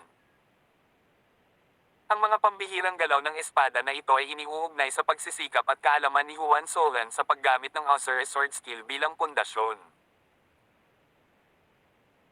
Na kung saan ay higit pa niyang binuo sa pamamagitan ng kombinasyon ng ilang mga manual ng teknik mula sa Ghost Buddha Depository, ang Immortal Phoenix Palace, Barbarian Gods Ekta, Golden Dragon Gate, pati na rin ang Fortune Gate, kasabay ng mga diskarte sa espada ng iba pang mga sekta. Ang bagong pamamaraan ng espada na ito ay walang anumang magarbong, ngunit ito ay nagbigay daan sa kanya na pagsamahin ang kanyang kaalaman tungkol sa batas ng tubig, apoy, lupa, metal, kahoy, hangin, at mga elemento ng kidlat. Ang namumulaklak na sword chi na bulaklak sa bakuran ay biglang gumuho at naging mga patak ng ulan na bumagsak sa lupa. Ang ulan na ito ay unti-unting bumagyo at isang nakamamatay na aura ang pumuno sa bakuran ng dumadagindong na kulog at mga bahid ng kidlat. Ang kidlat ay may mahusay na mapangwasak na kapangyarihan at pagkawasak din ang pangunahing layunin ng bagong pamamaraan ng espada ni Juan Solan. Pinaikot ni Juan Solan ang kanyang God Force at ang mga patak ng ulan ng Sword Chi ay biglang lumaki at sumabog sa hangin. Isang napakaraming Sword Chi na kahawig ng ilang nagniningning na araw na bumaril sa lahat ng direksyon. Huminto si Juan Solan matapos magsanay ng kanyang bagong sword technique pagkaraan ng 2 oras at tumayo sa bakuran. Ang bagong sword technique na nilikha niya ay hindi mahuhulaan at makapangyarihan, ngunit nakakonsumo ito ng maraming God Force. Si Juan Solan ay naglabas ng ilang Ancestor-grade Divine Pellets at sabay-sabay na inihagi sa kanyang bibig. Ilang sandali pa, nabawi niya ang 70% ng kanyang God Force. Mukhang kailangan kong humingi ng patnubay ni Xiao Niu para sa pagmaster ng sigla ng puwersa ng elemento ng kidlat. Napabuntong hininga si Juan Solan. Mayroon pa ring ilang mga kahinaan sa kanyang bagong sword technique, at sa kabila ng malalakas na pag-atake nito at hindi inaasahang pagbabago, wala itong sigla. Naniniwala si Juan Solan na ang sword technique ay hindi lamang dapat pumatay ng mga tao, ngunit dapat din itong makapagligtas ng mga buhay. Katulad nito, ang lilang kidlat ng maliit na baka ay hindi lamang naglalaman ng isang mahusay na mapanirang kapangyarihan, ngunit naglalaman din ito ng kakayahang magsilang ng sigla. Kapag ang bagong sword technique ni Juan Solan ay umabot sa punto kung saan maaari nitong iligtas ang buhay ng mga tao, ituturing niya ito bilang minor completion nito. Sabi ko, Kuya Juan, lumabas ka na rin sa wakas. Tumunog ang mga yabag at sa sumunod na sandali, isang masayang Luo Yunjia ang pumasok sa looban ni Juan Solan. Tumawa si Juan Solan, marahil may masarap na alak sa Golden Wheel City na ito. Talagang, may masarap na alak dito sa Golden Wheel City na pinangalan ng Blood Wine. Tumawa si Luo Yunjia at nagpatuloy, hearsay, gumagamit sila ng tubig na dinalisay mula sa Blood Sea para gawin itong alak at pagandahin ito sa pamamagitan ng pagdaragdag ng blood grass, blood ganoderma at iba pang mahahalagang halamang gamot. Ngunit may masikat pa kaysa sa blood wine sa Golden Wheel City. Mga gintong kwintas. Mga gintong kwintas. Tumingin si Juan Solan kay Luo Yunjia na may pagkalito sa kanyang mga mata. Tumango si Luo Yunjia, ang mga gintong butil na ito ay mga natural na espiritual na enerhiya na butil na iniluwa ng isang espesyal na bulkan na hindi kalayuan sa labas ng Golden Wheel City. Ang paglunok ng mga ginintoang butil na ito ay hindi lamang nagpapataas ng lakas ng isang tao, kundi pati na rin sa pagpapainit ng pisikal na katawan at pagpapalakas ng kaluluwa. Alam mo ba kung bakit ang mga gintong kwintas na ito ay nakakaakit ng mga magsasaka mula sa lahat sa paligid, sa buong panahon? Lahat sila ay dumating para sa mga gintong kwintas. Tanong ni Juan Solan bilang ganti. Ngumisi si Luo Yunjia, tama, karamihan sa kanila ay pumupunta para sa ginintoang butil, at sa kabutihang palad, ang oras ng aming pagdating ay kasabay ng panahon kung kailan iluluwa ng bulkan ang mga gintong butil na ito. Kapaki-pakinabang ba ang mga gintong butil na ito sa mga magsasaka ng Ancestor God Realm? Tanong ni Juan Solan. Hindi ito ang kaso. Humiling si Luo Yunjia. Kapaki-pakinabang lamang ito para sa mga nasa ilalim ng Ancestor God Realm, gayunpaman, ang katotohanang maaari nitong palakasin ang kaluluwa ay sapat na upang magkaroon ng mga cultivator ng Ancestor God Realm na dumagsa patungo sa bulkan. Kasunod nito, magkasamang umalis sina Juan Solan at Luo Yunjia sa tirahan, dumiretso sa bulkang ito. Sa katotohanan, ang mga ginintoang butil ay hindi nakapukaw ng interes ni Juan Solan, ngunit siya ay nag-usisa lamang dahil ang mga ito ay makapagpapalakas ng kaluluwa. Ngayong mayroon na siyang Moon Jade Heavenly Spiral Shell, hindi na siya nakaramdam ng anumang sigla sa mga gintong kwintas na ito. Habang nasa daan, sinabi ni Luo Yunjie kay Juan Solan, ang bulkan ay naglalabas ng mga gintong kwintas 3 hanggang 4 na araw lamang sa isang taon, humigit kumulang 10,000 gintong kwintas. Kaya, karamihan sa mga magsasaka na nakakahanap ng mga gintong kwintas ay ginagamit ang mga ito para sa paglilinang. Hindi mo mabibili ang mga gintong kwintas na ito kahit na may pera ka. Hindi nagtagal si Juan Solan at Luo Yunjia ay nakarating sa lugar ng bulkan. Pagdating nila, nakita ni Juan Solan ang mga cultivator mula sa iba't ibang sekta at pamilya na naghihintay, marami sa kanila ay mga high-level na Ancient God Realm Masters. Ang dalawa sa kanila ay pumili ng isang maluwang na lugar na walang laman at naghihintay tulad ng ginawa ng ibang mga magsasaka. Pinagmasdan ni Juan Solan ang paligid sa kanyang banal na kahulugan. Natuklasan niya na parehong nandoon sina Zhou Shou at Tan Lin, kasama sina Chen Kai at Sun Qiang. Pagkaraan ng ilang sandali, natagpuan din ni Juan Solan sina Lilo at Wu Chener. Hindi na kailangang sabihin, masaya si Juan Solan na nakita si Lilo. Nang malapit na siya sa kanila, nagkagulo ang mga tao. Narito ang mga tao mula sa tribo ng dagat. Ito ay Googang. Taon-taon kapag ibinugan ng bulkan ang mga gintong butil, sino mang makakita ng 2 gintong butil pataas ay dapat magbigay ng payout ng 1 gintong butil sa Googang. Masyado niya tayong binubuli. Anong magagawa natin? Ang kanyang ama ay si Gojin. Ang ilang mga magsasaka ng lahi ng tao ay nagreklamo sa kanilang mga sarili ng may pagkapuot. Tinundan ni Juan Solan ang tingin ng lahat at nakita niya ang isang binata na may yelong asul na buhok at may yelong asul na mga mata na naglalakad na may mayayabang na lakad. May kasama siyang grupo ng mga Sea Tribe Guards na sumusunod sa likuran niya. Tawag. I-prick. I-click. I-subscribe kwentong nobela. Hindi magagapi. Tagalog Translator, Andy Dors, Kabanata 1237. Mga gintong beads na umuulan. Nang si Juan Solan ay nagiging interesado sa pagkakakilanlan ni Googang, sinabi sa kanya ni Luo Yunjia, ang kanyang ama ay si Gojun, ang city castellan ng tribo sa dagat. Naunawaan kaagad ni Juan Solan ang sitwasyon sa simpleng pangungusap ni Luo Yunjia. Ang Golden Wheel City ay mayroong 5 city castellans at isa sa kanila ang ama ni Googang na si Gojun. Gayunpaman, ang kapangyarihan ng Sea Tribe ay mas malakas kaysa Fortune Gate, Wangu Clan, Dark Elf Tribe, at maging sa Primal Chaos Mainland. Sa makatuwid, si Gojun ay hindi direktang naging pinuno ng 5 Golden Wheel City Castellans. Sa madaling salita, maaaring maglakad ng patagilid si Googang sa Golden Wheel City nang walang anumang epekto. Hindi katakataka na siya ay sapat na mayabang upang mangolekta ng 1 gintong butil mula sa mga taong nakakita ng 2 o higit pang gininto ang butil sa bulkan. Ito ay malinaw na pagnanakaw. Ngunit nagpa siya si Juan Solan na manatiling hindi maapektuhan. Kung hindi siya guluhin ni Googang, hindi siya ganoon ka-idol para makipagtalo kay Googang. At muli, kung nagawa ni Googang na makahanap ng gulo sa kanya, kung gayon hindi naisip ni Juan Solan na iwan ang bangkay ni Googang na nakahandusay sa lupa. Tina Juan Solan at Luo Yunjia ay naglakad papunta kina Lilo at Wu Chener sa karamihan. Si Lilo ay isang kaakit-akit na kagandahan ng malamig na ugali, at si Wu Chener ay isa ring pambihirang kagandahan. Ang dalawang nakatayong magkasama ay natural na nakakuha ng maraming mga mata mula sa karamihan, medyo marami ang talagang naglalaway sa loob. Gayunpaman, dahil pareho silang nakasuot ng kasuotan ng panloob na disipulo ng Fortune Gate, karamihan sa mga tao ay hindi sila inistorbo, maliban sa 3 nakakainis na langaw na umuugong sa kanilang paligid. 2 miss, ikalulugod naming makilala ka. Kami ay mga disipulo ng Long Rule Island, ang pangalan ko ay Changji Qingshan.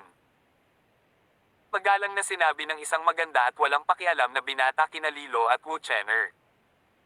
Ito ay si Changji Hongfei. Nagpakilala ang isa pang binata na may kulay emerald na mga estudyante. At ang isang ito ay si Changji Lingxiao. Sabi ng isang matangkad at matipunong binata kasunod ng unang 2. Halos marating na ni Juan Solan ang kinatatayuan ni Lilo at narinig ang 3 pagpapakilala at halos tumawa ng malakas. Changji Qingshan. Changji Hongfei. Bakit parang Japanese manga character ang mga pangalan nila gaya ng Ichikawa, Umamoto on Earth? Long Rule Island. Narinig ni Juan Solan ang Long Rule Island, na isa sa nangungunang 10 isla sa ilalim ng Dark Elf Mainland. Sa Dark Elf Mainland, ang status ng Long Rule Island ay halos katumbas ng Dragon Origin Island at mga batas ng Twin City sect sa Fortune Mainland. Hindi katakataka na ang 3 kabataang ito ay naglakas loob na makipag-usap kina Lilo at Wu Chener kahit alam nilang sila ay mga panloob na disipulo ng Fortune Gate. Hindi kami interesadong makilala ka. Direktang tinanggihan sila ni Wu Chener at idinagdag, pakialis. Si Lilo ay walang sinabi, sumang-ayon sa katahimikan. Natigilan sina Changji Qingshan, Changji Hongfei, at Changji Lingxiao, habang kumpiyansa silang lumapit kina Lilo at Wu Chenner. Hindi kailanman sumagi sa kanilang isipan na direktang tatanggihan sila ni Wu Chenner. Ang Changji Island ay isa sa nangungunang 10 isla ng Dark Elf Mainland. Bukod pa rito, silang tatlo ay mga pangunahing disipulo ng Changji Island. Masasabi sa Changji Island na sila ang mga taong kayang magpatawag ng hangin at ulan. Kadalasan, ang mga babae ang nagsusumamo sa kanila, ngunit ngayon, hindi man lang sila tinitingnan ni Lilo at Wu Chenner. Gayunpaman, ang tatlo sa kanila ay hindi nagalit, sa halip, ang kalamigan ni Lilo at Wu Chenner ay nagapoy sa kanilang pananabik at interes. Ito ay nadama na napaka-refresh sa kanila kumpara sa mga batang babae na itinapon ang kanilang sarili sa kanila sa lahat ng oras. Umalis. Tiyak na nagbibiro ang dalawang miss, ang mga pangalan ba ng dalawang miss ay nakasulat dito. Sabi ni Changji Qingshan, isang walang hiyang ngiti ang nakasabit sa kanyang mukha. Tama, kung kaya mong tumayo dito, bakit hindi tayo? Miss, pumunta ka rin ba dito para sa Golden Beads? Alam namin ang ilang mga trick sa paghahanap ng mga gintong kwintas. Paano kung pag-usapan natin ang ilan sa mga trick na ito sa iyo? Ang tatlong pangunahing disipulo ng Changji Island ay nanindigan, malinaw na walang balak na umalis. Sumimangot si Wu Chenner dahil nakikita niyang hindi mahina ang tatlong pangunahing disipulo ng Changji Island na ito. Sila ay nasa Fourth Order Ancient God Realm na lakas, kaya ang paggamit ng puwersa para paalisin sila ay magiging walang saysay. Ngunit bigla niyang nakita si Huan Solan at agad na nagningning ang kanyang magagandang mata. Isang ngiti ang sumilay sa kanyang mukha habang siya ay sumigaw, Senior Brother Huang, Senior Brother Luo.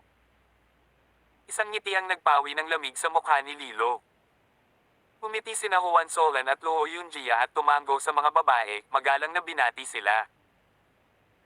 Gayunpaman, ang grupo ni Changji Qingshan ay nakasimangot sa hindi kasiyahan sa kanilang presensya. Kayong tatlo, umalis na kayo o hindi ko magagarantiya kung ano ang mangyayari sa inyong lahat. Si Huan Solan ay tumabi kay Lilo habang sinasabi niya ito nang walang pakialam sa tatlong disipulo ng Changji Island. Malamig na ngumiti si Changji Qingshan, kung gayon, gusto kong makita kung ano ang mangyayari sa ating lahat.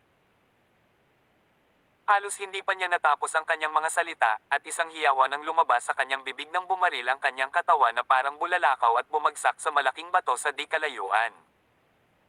Namumula at namamaga ang mukha niya. Umigpit ang mukha ni Changji Hongfei at Changji Lingxiao. Wala sa kanila ang nakakita kung kailan at paano inatake ni Huan Solan ang Changji Qingshan. Sino ka? Matapang na tanong ni Changji Hongfei, dahil ayaw niyang matakot, kahit na disipulo ka ng Fortune Gate, ipapanagot ka namin sa City Castellan Wangshi para dito at bibigyan niya kami ng account para sa pinsala sa aming Changji Island. Alagad. Huan Solan. Walang pakialam na sagot ni Huan Solan. Huan Solan. Namutla ang mga mukha ni Changji Hongfei at Changji Lingxiao nang marinig nila ang pangalan ni Huan Solan. Sa sobrang takot nila ay hindi na sila naglakas loob na magbitaw ng isa pang tunog. Agad na nagagawa ng dalawa para kunin si Changji Qingshan at tumakbo.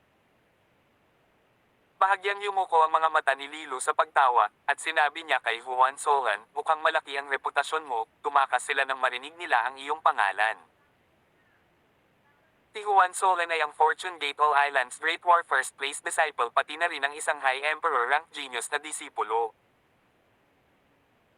Ang impormasyong ito ay kumalat sa 4 na mainlands matagal na ang nakalipas, at anumang unang ranggo na puwersa na nagkakahalaga ng kanilang asin ay makakarinig tungkol kay Huan Solan. Sa makatuwid, ito ay hindi isang walang laman na pambobola nang sabihin ni Lilo na si Huan Solan ay nakakuha ng isang malaking reputasyon. Tumawa si Huan Solan at pilit na sinabi, kung sasabihin ninyong dalawa ang inyong mga pangalan ay matatakot din sila. Napangiti si Wu Chenner, gayunpaman, hindi kasing lakas ng reputasyon namin ni Senior Brother Huan. Dahil sa napakaraming tao, maraming tao ang hindi nakapansin sa nangyari, gayunpaman, sina Zhou Shu, Tanlin, Chen Hai, at Sun Qiang na nasa hindi kalayuan ay nagbigay pansin kina Lilo at Wu Chener. Nasaksihan nilang mabuti ang pangyayaring ito. Ang disipulo ng pamilyang Changji na iyon ay isang maagang Fourth Order Ancient God Realm, tama ba? Nagulat ako, hindi man lang siya makatanggap ng isang hampas kay Huan Solan. Gulat na sabi ni Chen Kai. Ang pag-alis sa isang maagang Fourth Order Ancient God Realm na disipulo ay hindi malaking bagay. Hindi sineseryoso ni Tanlin ang bagay na iyon, magagawa rin ng aking sword intent, kasing dali. Natural, sa lakas ni Senior Brother Joshua at ni Senior Brother Tanlin, hindi ka makakapantay ni Juan Solan. Nambobola si Sun Qiang. Gayunpaman, ang Googang ay isang problema. Tinulyapan ni Joshua si Googang sa malayo. Ang paligid ng Googang ay desyerto, maliban sa kanyang mga bantay. Ang ibang mga cultivator ay hindi nang ahas na maging malapit sa kanila, na naging dahilan upang ang grupo ni Googang ay mas namumukod tangi. Dahil tayo ay mga disipulo ng Fortune Gate, ang Googang ay hindi magkakaroon ng lakas ng loob na mangolekta ng mga gintong kwintas mula sa atin, tama ba? Sabi ni Tanlin, ngunit ang kanyang boses ay bahagyang nanghina at hindi nakakumbinsi. Ilang araw na lang ang nakalipas mula nang dumating sila sa Golden Wheel City, ngunit narinig na nila ang tungkol sa pagmamalabas at mapagmataas na pag-uugali ni Googang. Kaya naman, may magandang pagkakataon na talagang hindi inisip ni Googang kung sila ay mga disipulo ng Fortune Gate o hindi. Sa sandaling iyon, ang grupo ni Changji Hongfei na binugbog ni Huan Solan ay dumating sa harap ng Googang. Umiti si Changji Hongfei at yumuko, at pagkatapos ay may sinabi kay Googang. Tinulyapan ni Googang ang grupo ni Lilo kung saan nakatayo pa rin si Huan Solan kasama ang kanyang grupo. Nang bumagsak ang kanyang tingin kina Lilo at Wu Chener, ang kanyang nagyayelong asul na mga estudyante ay nagniningning sa tuwa. Habang si Googang ay lalakad na patungo kay Lilo, ang lupa ay yumanig at umugoy bigla. Iluluwa na ng bulkan ang mga gintong butil. May excited na bulalas. Ito ang mga karaniwang palatandaan bago na idere ng bulkan ang mga gintong butil sa nakaraan. Sa di kalayuan, umakyat ang usok at apoy sa langit mula sa bunganga ng bulkan. Sa sumunod na segundo, ang maliliit na gininto ang mapulang butil ay bumaril mula sa bibig nito kasama ng nagliliyab na apoy. Tawag. I-prick. I-click. I-subscribe kwentong nobela. Hindi magagapi. Tagalog Translator, Andy Dors, Kabanata 1238. Naghahanap ng golden beads. Mabilis na umatras ang ilang mga alagad na napakalapit sa bunganga ng bulkan. Nakakatakot ang paraan ng paglipad ng mainit na lava at tephra mula sa bulkan. Kahit na ang isang Ancestor God Realm Master ay masusugatan kung sila ay nabuhusan ng lava o natama ng mga bato ng bulkan. Noong nakaraan, mayroong isang mataas na antas ng Ancient God Realm Cultivator na natulamsak ng lava at sinunog hanggang wala nang natira. Nakikita ng karamihan ang ilang mga disipulo na napakabagal sa pagurong, na tinamaan ng lava at mga batong bulkan na lumilipad palabas mula sa bunganga ng bulkan. Ang nakakapasong init ay nagsunog ng butas sa kanilang laman sa isang iglap. Ang mga disipulong ito ay nahulog sa lupa na parang mga punong tumutumbang, gumugulong at sumisigaw sa sakit. Ang ilang mga alagad ay lubos na nagalab, at sa ilang paghinga, sila ay naging isang tumpok ng kumikislap na abo na natangay ng hangin. Ang natitirang mga tao na naghihintay upang maghanap at mangolekta ng mga gintong butil ay bahagyang namutla sa tanawing ito. Hindi banggitin, ang ilang mga tao na bumisita sa bulkan sa pinakaunang pagkakataon, ay mukhang nakamamatay na mapotla.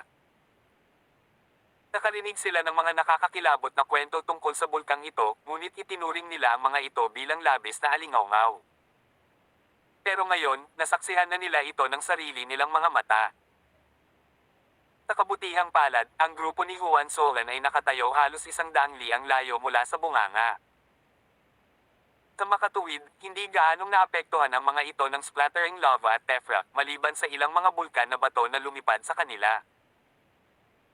Ang mga batong bulkan na ito ay madaling ikinalat ni Juan Solan sa pamamagitan ng pagwagayway ng kanyang kamay bago ito makalapit sa kanila. Lumipas ang 10 minuto, ngunit hindi humupa ang pagyanig at paghugoy ng lupa. Sa halip, ito ay naging mas masigla habang lumalakas ang pagsabog ng bulkan, na naglalabas ng mas maraming lava at tephra habang lumilipas ang panahon. Napakunot-luho si Juan Solan sa dumaraming lava splatters at volcanic rocks na bumabagsak sa kanyang grupo. Ang tanging pagpipilian niya ay ang pagwurong sina Lilo, Buchener at Luo Yunji ay kasama niya. Ang ibang mga magsasaka ay umatras din, paulit-ulit. Ano ang nangyayari? Bakit napakatindi ng pagsabog ng bulkan sa pagkakataong ito? Ang huling beses na pumutok ang bulkang ito ng ganito kalakas ay 3,000 taon na ang nakalilipas. Sa pangkalahatan, kapag mas matindi ang pagsabog ng bulkan, mas maraming gintong butil ang iluluwa. Talaga. Tama, 3,000 taon na ang nakalilipas nang ang bulkang ito ay sumabog na may katulad na tindi, ito ay nagdere ng mahigit 50,000 gintong kwintas. Maraming tao ang nagulat nang marinig ang numerong ito.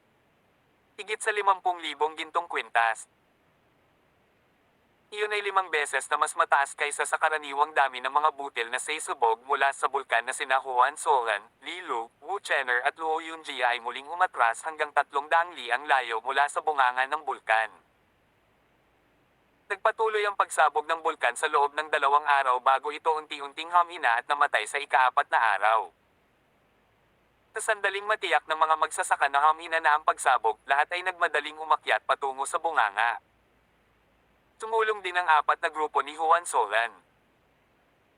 Ang mga splatters ng lava ay nagpapalabas pa rin ng isang nakakatakot na mataas na antas ng init, at ang mga gintong butil ay nakabaon sa ilalim ng mga ito. Ito ay naging napakahirap na makita ang mga ito sa mga mata. Bilang karagdagan, ang lava na ito ay may kakayahang hadlangan ang banal na kahulugan o anumang mga lihim na diskarte sa paggalugad, na nagpapahirap sa paghahanap ng mga gintong kwintas. Higit pa rito, ang mga gintong butil na ito ay napakarupok din sa ilalim ng puwersa ng palad, kaya't pinipigilan ang mga magsasaka sa pag-alis ng lava upang tumingin sa ilalim. Karamihan sa mga disipulo ay maaari lamang gumamit ng mga pinaka-primitive na pamamaraan ng paghahanap ng mga gintong butil, tulad ng paggamit ng isang banal na artifact o iba pang mga bagay upang itulak ang lava. Ang eksenang ito ay nagpaalala kay Juan Solan ng isang grupo ng mga bata na naglalaro sa putikan. Ang ilan sa mga mas malakas na alagad ng Ancient God Realm na may mataas na antas ay lumipad ng diretso patungo sa vent ng bulkan dahil may mas maraming gintong kwintas na mas malapit sa bunganga. Gayunpaman, ang init at apoy sa paligid ng bunganga ng bulkan ay napakalaki. Kahit na ang isang peak late 10th Order Ancient God Realm Master ay hindi nang ahas na lumapit dito. Ang pinakamalapit na maaari nilang makuha ay 30 li mula sa bunganga. Papasok ako sa loob para tingnan. Sinabi ni Juan Solan, kina Lilo, Wu Chener, at Luo Yunjie. At nawala siya ng malabo. Gustong pigilan ni Luo Yunjie si Juan Solan, ngunit 100 li na lang siya. Habang pinagmamasdan ng figure ni Juan Solan, tahimik na bumuka at sumara ang bibig ni Luo Yunjia, hindi alam kung ano ang sasabihin. Magiging maayos din si Kuya Juan, tama. Nagtanong si Wu Chener na may matinding pag-aalala at idinagdag, narinig ko na ang mga alon ng apoy sa paligid ng bunganga ng bulkan na ito ay naglalaman ng lason sa apoy. Noong nakaraan, natuklasan ng ilang disipulo ng sinaunang Josrel ng ika-10 utos pagkalipas ng 1 buwan o 2 na ang lason ng apoy ay pumasok sa kanilang mga katawan. Sa oras na iyon ay huli na ang lahat dahil ang kanilang mga katawan ay nabulok nito. Napakasama. May True Dragon Physics si Kuya Juan, magiging maayos siya. Malamang. Sagot ni Luo Yunjia. Ngunit hindi siya kumpiyansa, bakit hindi ko tawagan si Kuya Juan para bumalik kaagad? Umiling si Lilo, ayos lang, alam ni Solan ang ginagawa niya. Mas naunawaan ni Lilo si Juan Solan kumpara sa dalawa. Sa oras na ito, nakarating na si Juan Solan sa hangganan na 30 li ang distansya mula sa bunganga ng bulkan. Ang mga alon at alon ng nakababahala na apoy at init ay kumakalat palabas mula sa bunganga, at maging ang tunay na dragon physique ni Juan Solan ay nagpupumilit na tiisin ito. Pakiramdam niya ay masusunog siya sa isang tumpok ng kulay abong-abo anumang oras. Agad niyang pinaikot ang apat na Divine Fire para protektahan ang kanyang katawan. Gaya ng inaasahan, sa sandaling pinaikot niya ang apat na banal na apoy, ang mga heat wave sa loob ng isang dangzang sa paligid ni Juan Solan, ay nilamon ng apat na banal na apoy, at siya ay naiwang ganap na hindi nasaktan. Ang apat na banal na apoy na ito ay ang trump card ni Juan Solan, at hindi siya maglalakas loob na lumapit sa bunganga ng bulkan sa pamamagitan ng pag-asa lamang sa kanyang True Dragon Physique. Patuloy na lumipad si Juan Solan palapit sa bunganga, lampas sa 30 li distansya. Sino itong Fortune Gate na disipulo? Ayaw na ba niyang mabuhay? Mukhang si Juan Solan ni Fortune Gate. Juan Solan. Ilang late 10th Order at peak late 10th Order Ancient God Realm Cultivator, na naghihintay sa 30 li distance boundary mula sa crater, ay napasigaw sa gulat nang makita nilang lumipad si Juan Solan palapit sa crater. Nakilala ng ilan sa kanila kung sino siya. Hindi pinansin ni Juan Solan ang mga taong ito habang lumilipad siya pasulong hanggang sa 10 lilang ang distansya mula sa bunganga. Sa puntong ito, halos malapot na ang mga alon ng apoy na nangingibabaw sa 10 li radius mula sa bunganga. Kahit na sa apat na banal na apoy ni Juan Solan, pinilit niyang umabant ng isa pang paa. Kinakalkula ni Juan Solan na ang mga ginintoang butil ay malamang na nahulog sa paligid ng 10 li na distansya sa sandaling naidere ito ng bulkan sa hangin. Nagsimulang hanapin ni Juan Solan ang mga gintong butil sa lugar na iyon. Ang isang 10 li na distansya ay medyo malapit sa bunganga ng bulkan, at ang lava na naipon dito ay ilang daang metro ang kapal. 10 beses na mas mahirap makahanap ng mga gintong kwintas sa ilalim ng makapal na kumot ng lava. Ang pagwagayway ng lava gamit ang lakas ng palad ay malinaw na hindi isang opsyon.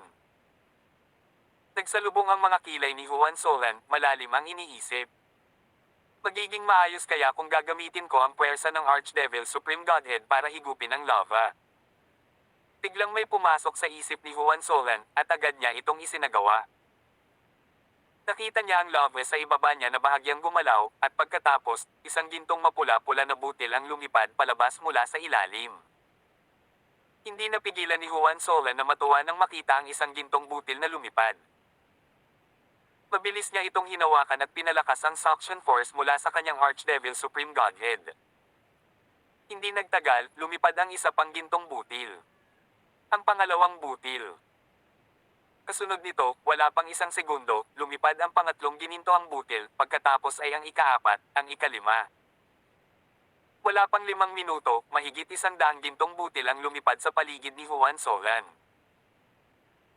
Mapalad na walang ibang sekta o mga alagad ng pamilya na malapit sa kanya o ang kanilang mga mata ay bumagsak sa lupa sa pagkamangha. Kinolekta ni Juan Solan ang daang dagdag na mga gintong kwintas sa kanyang Ghost Buddha Depository, pagkatapos ay lumipad sa ibang lugar at nagpatuloy sa pagkolekta ng higit pa sa kanyang Archdevil Supreme Godhead. Pagkalipas ng 2 oras, nakolekta ni Juan Solan ang lahat ng gintong kwintas sa paligid ng circumference ng 10 li boundary mula sa bunganga. Ang kanyang masaganang ani ay lumampas sa kanyang inaasahan dahil mayroong higit sa 4,000 gintong kwintas. Mahigit sa 400,000 gintong kwintas. Kung ang impormasyong ito ay tumagas, ang ibang mga magsasaka na naghahanap din ng mga gintong kwintas ay mababaliw. Tinira ni Juan Solan ang record ng pagkolekta ng pinakamalaking bilang ng mga gintong kwintas. Tawag. I-prick. I-click. I-subscribe kwentong nobela. Hindi magagapi. Tagalog Translator, Andy Dors, Kabanata 1239. Tungkol sa 20 beads. Bagamat natagpuan ni Juan Solan ang higit sa 4,000 gintong kwintas, ang langit at lupang espiritual na kayamanan tulad ng mga gintong butil ay hindi kailanman itinuturing na labis. Kaya naman, nagpa siya si Juan Solan na maghanap ng mas maraming gintong kwintas sa ibang mga lugar. Pagkatapos ng ilang pag-iisip, itinakda ni Juan Solan ang kanyang mga tingin sa paglipat palapit sa layo na 7 o 8 li mula sa bunganga ng bulkan. Bagamat may distansya lamang na 2 hanggang 3 li ang pagkakaiba mula sa bunganga, ang mga alon ng apoy at hindi matiis na init ay lubhang nakagigimbal. Gayunpaman, tinansya ni Juan Solan ang lawak ng kanyang kaligtasan sa pamamagitan ng pagsasaalang-alang sa kombinasyon ng kanyang True Dragon Physique at ang 4 na banal na apoy, at nagpasya na siya ay malamang na maayos. Hindi nakakalimutan ng kanyang 3 Supreme Godheads, kahit na tumagos ang lason sa apoy sa kanyang katawan, hindi ito makakasama sa kanya. Huminga ng malalim si Juan Solan at lumipad palapit sa bunganga ng bulkan, at hindi nagtagal ay huminto nang maabot niya ang 7 hanggang 8 li na distansya. Gaya ng kanyang tinansya, sa kabila ng maikling 2 li, ang mga alon ng apoy dito ay mas malakas. Ang lason ng apoy ay napakakapal na naging hugis ng mga ahas. Kahit na ang mga makamandag na ahas na ito ay kasing kapal lamang ng braso ng isang may sapat na gulang, ang isang ahas ay may kakayahang tunawin ang isang buong hanay ng bundok. Nang makita ito, si Juan Solan ay naging mas maingat habang siya ay sumulong, na itinutulak ang 4 na banal na apoy sa limitasyon, na nilalamon ng mga ahas na may lason na apoy na umatake sa kanya. Kasabay nito, ang kanyang 3 Supreme Godheads, God Force ay bumuo ng isang Ice Element God Force na lumikha ng isang Ice Shield sa paligid niya. Bagamat ang Ice Element God Force Shield na ito ay medyo mahina upang ipagtanggol laban sa mga Fire Poison Snake, nagawa pa rin itong bakod ang kaunting init. Hindi na nagdalawang isip pa si Juan Solan habang binalot ng lakas ng pagsipsip ng kanyang Archdevil Supreme Godhead ang lava sa lupa sa kanyang harapan. Kaagad, sunod-sunod na gintong butil ang lumipad mula rito. Gayunpaman, ang lava dito ay mas makapal at may mas malaking pagtutol. Sa makatuwid, kailangan ng mas maraming pagsisikap upang mangolekta ng mga gintong kwintas sa lugar na ito. Huwag kalimutan, kailangan ding ipagtanggol ni Juan Solan ang mga ahas na may lason sa apoy, at mabilis na nauubos ang kanyang puwersa ng Diyos. Nagsimulang maghirap si Juan Solan na kumapit pagkalipas ng 10 minuto, sa kabila ng mabilis na paggaling ng kanyang True Dragon Physique.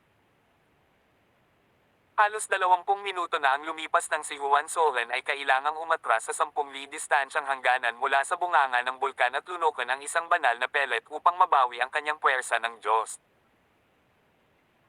Makalipas ang ilang minuto, muling lumipad papasok si Juan Solan sa loob ng humigit kumulang 20 minuto upang kunin ang mga gintong butil, bago siya tumakas pabalik upang makabawi sa 10 li distance boundary. Paulit-ulit niyang inuulit ang buong gawaing ito. Kahit na ang pamamaraang ito ay tumagal ng mas maraming oras, ang ani ay masagana. Makalipas ang 3 oras, nasuri na ni Juan Solan ang lahat ng lugar sa loob ng 7 hanggang 8 litro ang layo mula sa bunganga ng bulkan. Gayunpaman, bahagyang nadismaya si Juan Solan. Ang bilang ng mga gintong butil na nakolekta niya ay bahagyang mas mataas kaysa sa dati at hindi naabot ang kanyang inaasahan. Sa pagkakataong ito, natagpuan ni Juan Solan ang mahigit 10,000 gintong kwintas. Matapos itong isaalang-alang, hindi binalak ni Juan Solan na tuklasin ang mas malapit sa bunganga ng bulkan, kaya umatras siya sa 15 li na distansya upang kolektahin ang mga gintong butil. Pagkatapos ay umatras pa siya sa 20 li distansya mula sa bunganga ng bulkan. Isang araw lang ang inabot ni Juan Solan para walisin ang lahat ng mga lugar na ito. Pagtingin sa papalubog na araw sa abot tanaw, may malaking ngiti sa kanyang mukha. Sa oras na ito, sa 50 li area na distansya, sina Zhou Shu, Tan Lin, Chen Kai, at Sun Qiang ay dahan-daang naghahanap ng mga gintong kwintas. Lahat sila ay may malaking ngiti sa kanilang mga mukha dahil ang bawat isa sa kanila ay nakakuha ng magandang ani, lalo na sina Zhou Exo at Tan Lin.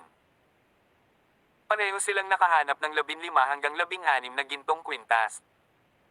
Takip silim na ngayon, kailangan na nating umalis at bumalik bukas.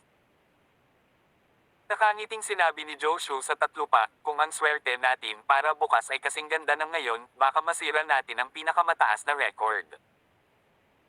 Sa gabi, limitado ang kanilang paningin at halos hindi nila makita ang lupa.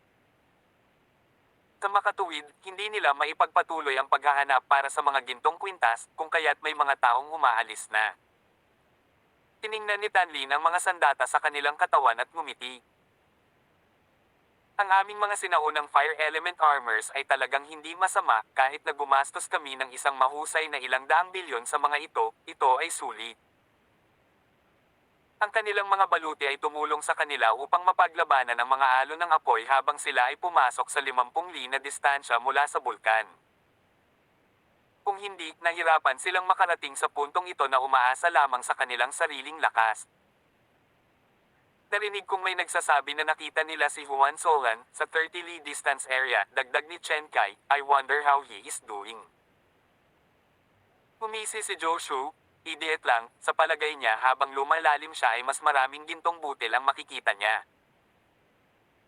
Ang dami ng lava sa lupa ay mas makapal na mas malapit sa bunganga ng bulkan, 10 beses na mas mahirap ang paghahanap ng mga gintong kwintas sa pamamagitan ng ganoong dami ng lava. Masasabi kong malamang wala pang 10 gintong butil ang nakita niya. 10. Napakaswerte kung makakahanap siya ng kahit isa. Mamahantong hininga si Tanlin at nagpatuloy, sino ang makakatiyak, marahil ay wala siyang nakita kahit isang gintong butil, dahil ang mga alon ng apoy sa loob ay mas matindi kahit na para sa kanyang True Dragon physique. Pakapatay na siya. Tama si Kuya Tanlin. Kahit na ang huling 10 Order Ancient God Realm Masters ay naglakas loob lamang na pumunta ng hanggang 30 li mula sa bunganga ng bulkan, ngunit si Juan Solan ay talagang lumampas pa rito, sa makatuwid, tumanggi akong maniwala na kaya ni Juan Solan ang mga alon ng apoy na maging ang huli ika-10 Order Ancient God Realm hindi kaya ng mga master. Tumawa si Sun Qiang. Sa sandaling ito, may sumipol sa ere mula sa likuran nila at napalingon silang apat kung sino iyon. Narut sila on the spot. Isang tao ang lumilipad papunta sa direksyon nila sa napakabilis. Juan Solan. Si Juan Solan ay nasa likod mismo ng grupo ni Joshua. Tinulyapan niya ang apat na tao habang lumilipad siya sa kanila. Medyo natulala ang mga mata ni na Joshua, Tanlin, Chen Kai, at Sun Qiang habang tulala nilang pinagmamasdan si Juan Solan na lumipad palayo. Ilang sandali lang ang nakalipas ay pinag-uusapan nilang apat ang tungkol sa pagkikita ni Juan Solan sa kanyang pagkamatay, ngunit ngayon, hindi lang siya ang buhay, ngunit nakabalik na walang gasgas. Kahit na hindi siya namatay, hindi ibig sabihin na may nakita siyang gintong kwintas sa loob. Pumalik sa katinoan si Tanlin at napangisi. Lumipad din silang apat pabalik.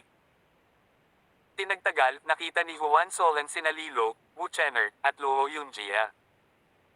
Napangiti silang tatlo nang makita siyang bumalik. Ang nakabitin na puso ni Lilo sa wakas ay nahulog pabalik sa kanyang dibdib. Paano na? Nag-aalalang naglakad si Luo Yunjie patungo kay Juan Solan habang nagtatanong siya. Naunawaan ni Juan Solan ang tanong ni Luo Yunjie habang nakangiti ito at sumagot, marami. Hula ni Luo Yunjie, mga 20. Tumawa si Juan Solan at iniwan ang sagot na nakabitin sa hangin.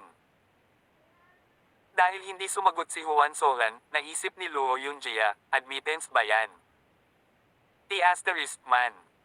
Nakahanap ka talaga ng 20 butil. Ginamit ko ang lahat ng paraan na posibleng maisip ko pero 3 lang ang nahanap ko. Mukhang nanlumo si Luo Yunjie.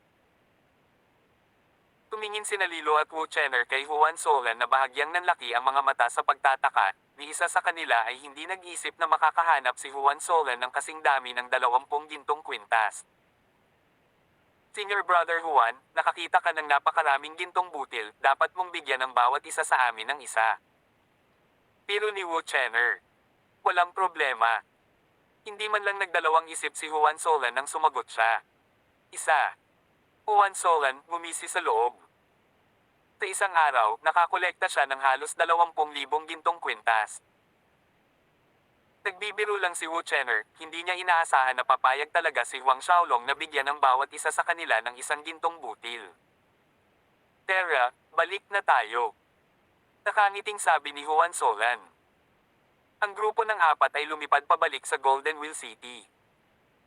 Sa hindi kalayuan sa kanila, mukhang masama ang loob ni na Joshua, Tanlin, Chen Kai, at Sun Qiang. Narinig nila ang pag-uusap ni na Juan Solan at Luo Yunjie.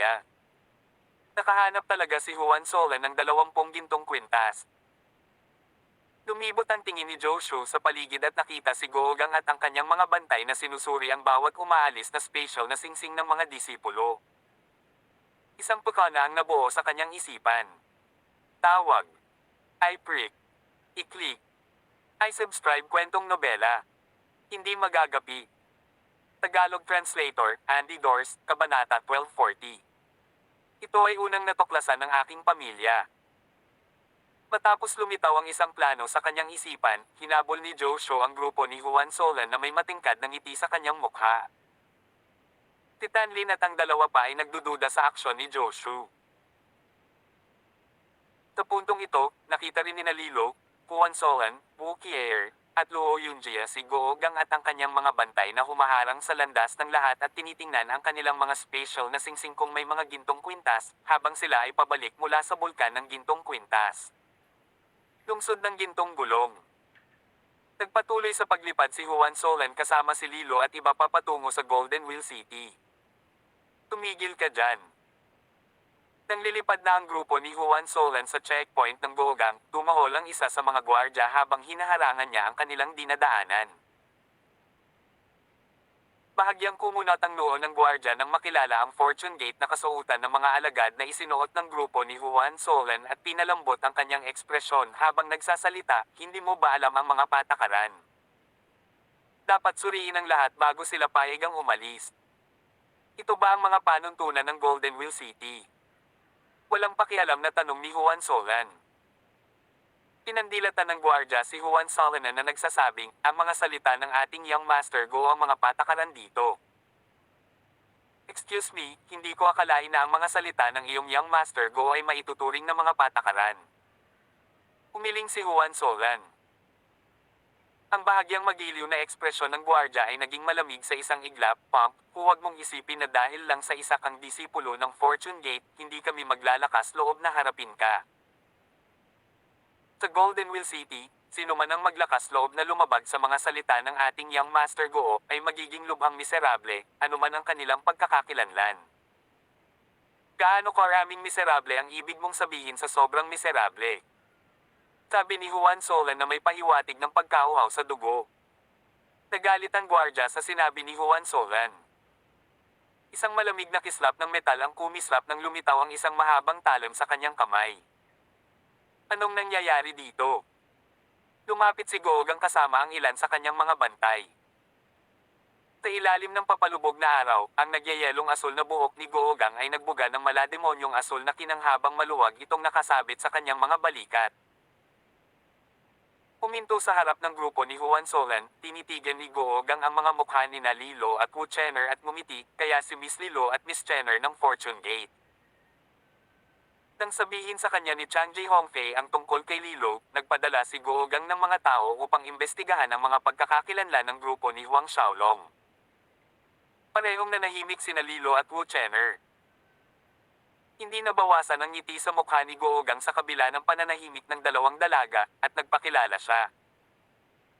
Ako si Googang at ang City Castellan Go ng Golden Wheel City ang aking ama.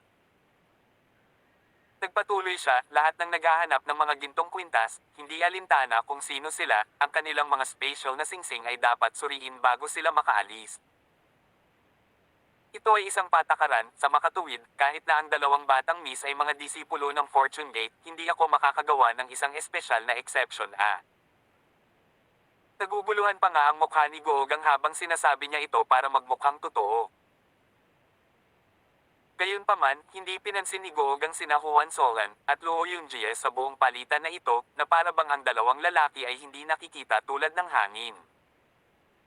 Ang lahat ng naghahanap ng mga gintong butil ay dapat suriin bago sila makaalis. Nag-init ang init ng ulo ni Wu Chenner, pag-aari ba ng iyong pamilya ang bulkang ito?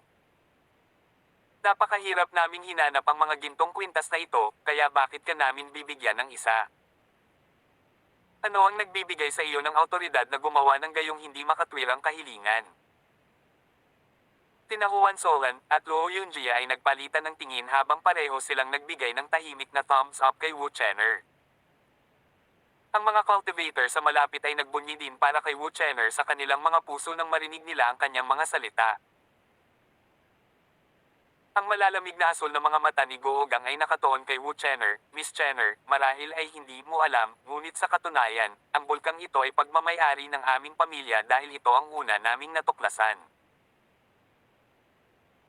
Ang katotohanan na ang sinuman ay maaaring pumunta dito upang maghanap para sa espiritual na enerhiya na gintong kwintas ay walang iba kundi ang aming pagkabukas palad. Sa makatuwid, ito ay ginagarantiyahan na mangolekta kami ng isang ginintoang butil mula sa mga nakahanap ng dalawa o higit pa.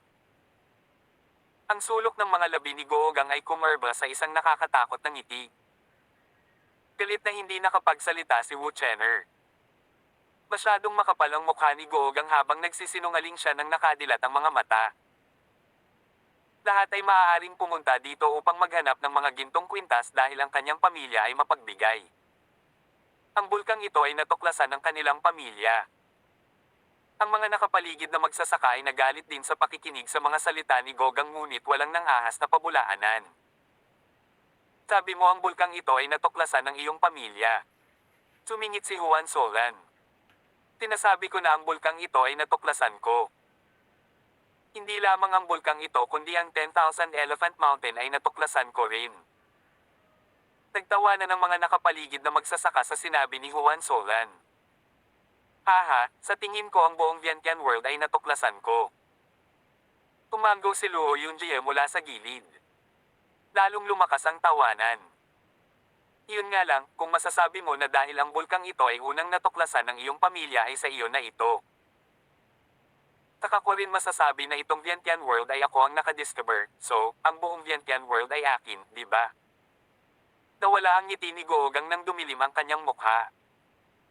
Tumingin siya kina Juan Solan at Luo Yunjie na parang ngayon lang niya napansin ang dalawa. Juan Solan at Luo Yunjie, di ba? Malamig na tumikim si Googang, Juan Solan, alam kong ikaw ang All Islands Great War Champion ng Fortune Mainland, at isa ring personal na disipulo ng Golden Brow Ancestor at Blood Knife Ancestor, gayunpaman, ang high-profile identity na ito ay walang silbi dito. Nabalitaan ko na ikaw ay isang mayabang na tao.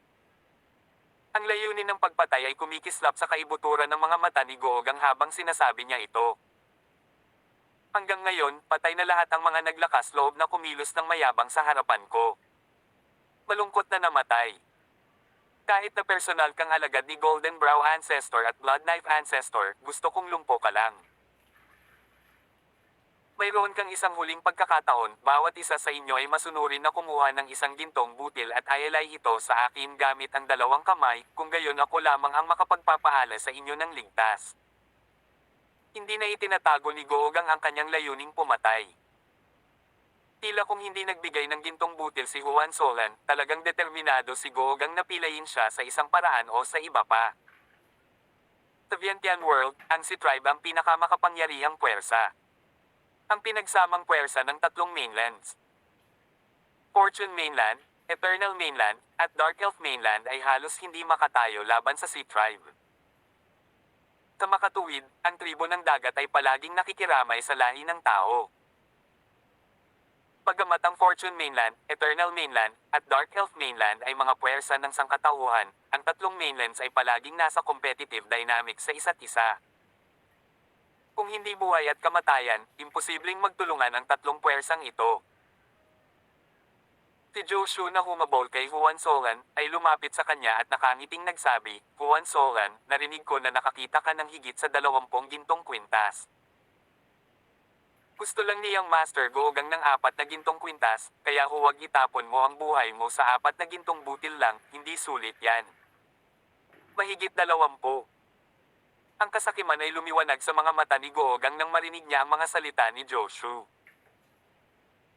Tumingin siya kay Juan Solan at sinabing, nakalimutan kong sabihin sa iyo na may isa pang tuntunin, na nagsasaad na kahit sino pa ang makakita ng higit sa 10 gintong butil, kailangan nilang ibigay sa akin ang kalahati. Kalahati. Nagalit si Luo Yunjie, sumigaw, tiyak na may sakit ka sa ibaba. Dapat may sakit sa ibaba. Namula sina Lilo at Wu Chenner. Pinandilatan pa ni Wu Chenner si Luo Yunjie, ang walang pinipiling lalaking ito. Sa kabilang banda, ang mga nakapaligid na cultivator ay tumingin sa pandiyan ni Googang bilang isang reflex action. Ang mga binti ni Googang ay nagdikit saglit habang tinatitigan ng napakaraming pares ng mga mata. Puntahan mo sila. Si Googang ay sumigaw sa galit, winuwagayway ang kanyang kamay sa kanyang mga bantay, at idinagdag, gusto ko ang lahat ng gintong kwinta sa kanila. Kaagad, ang mga gwardya sa likod ni Googang ay sumugod lahat kina Huan Solan at Luo Yunjia. Ang mga bantay ni Googang ay pawang mga master ng 8th Order Ancient God Realm. Napaatras si Luo Yunjia ng isang hakbang dahil sa gulat, talagang inutusan ni Googang ang kanyang mga bantay na pilayin sila. Si Juan Solan ay nanatiling walang pakialam kahit na iniwan niya sina Exi Zuan at Exi Ying sa Fortune City upang protektahan si Yao Qi, dinala niya si Exi Li at ilang iba pang 9th Order Ancient God Realm Nefarious Devil Masters upang samahan siya. Tawag. I-prick. I-click. I-subscribe kwentong nobela. Hanggang dito na lang muna mga masters. Salamat sa pagsubaybay mga lods. Abangan lamang ang kasunod na episode ng hindi magagapi dito sa ating channel. Kwentong nobela.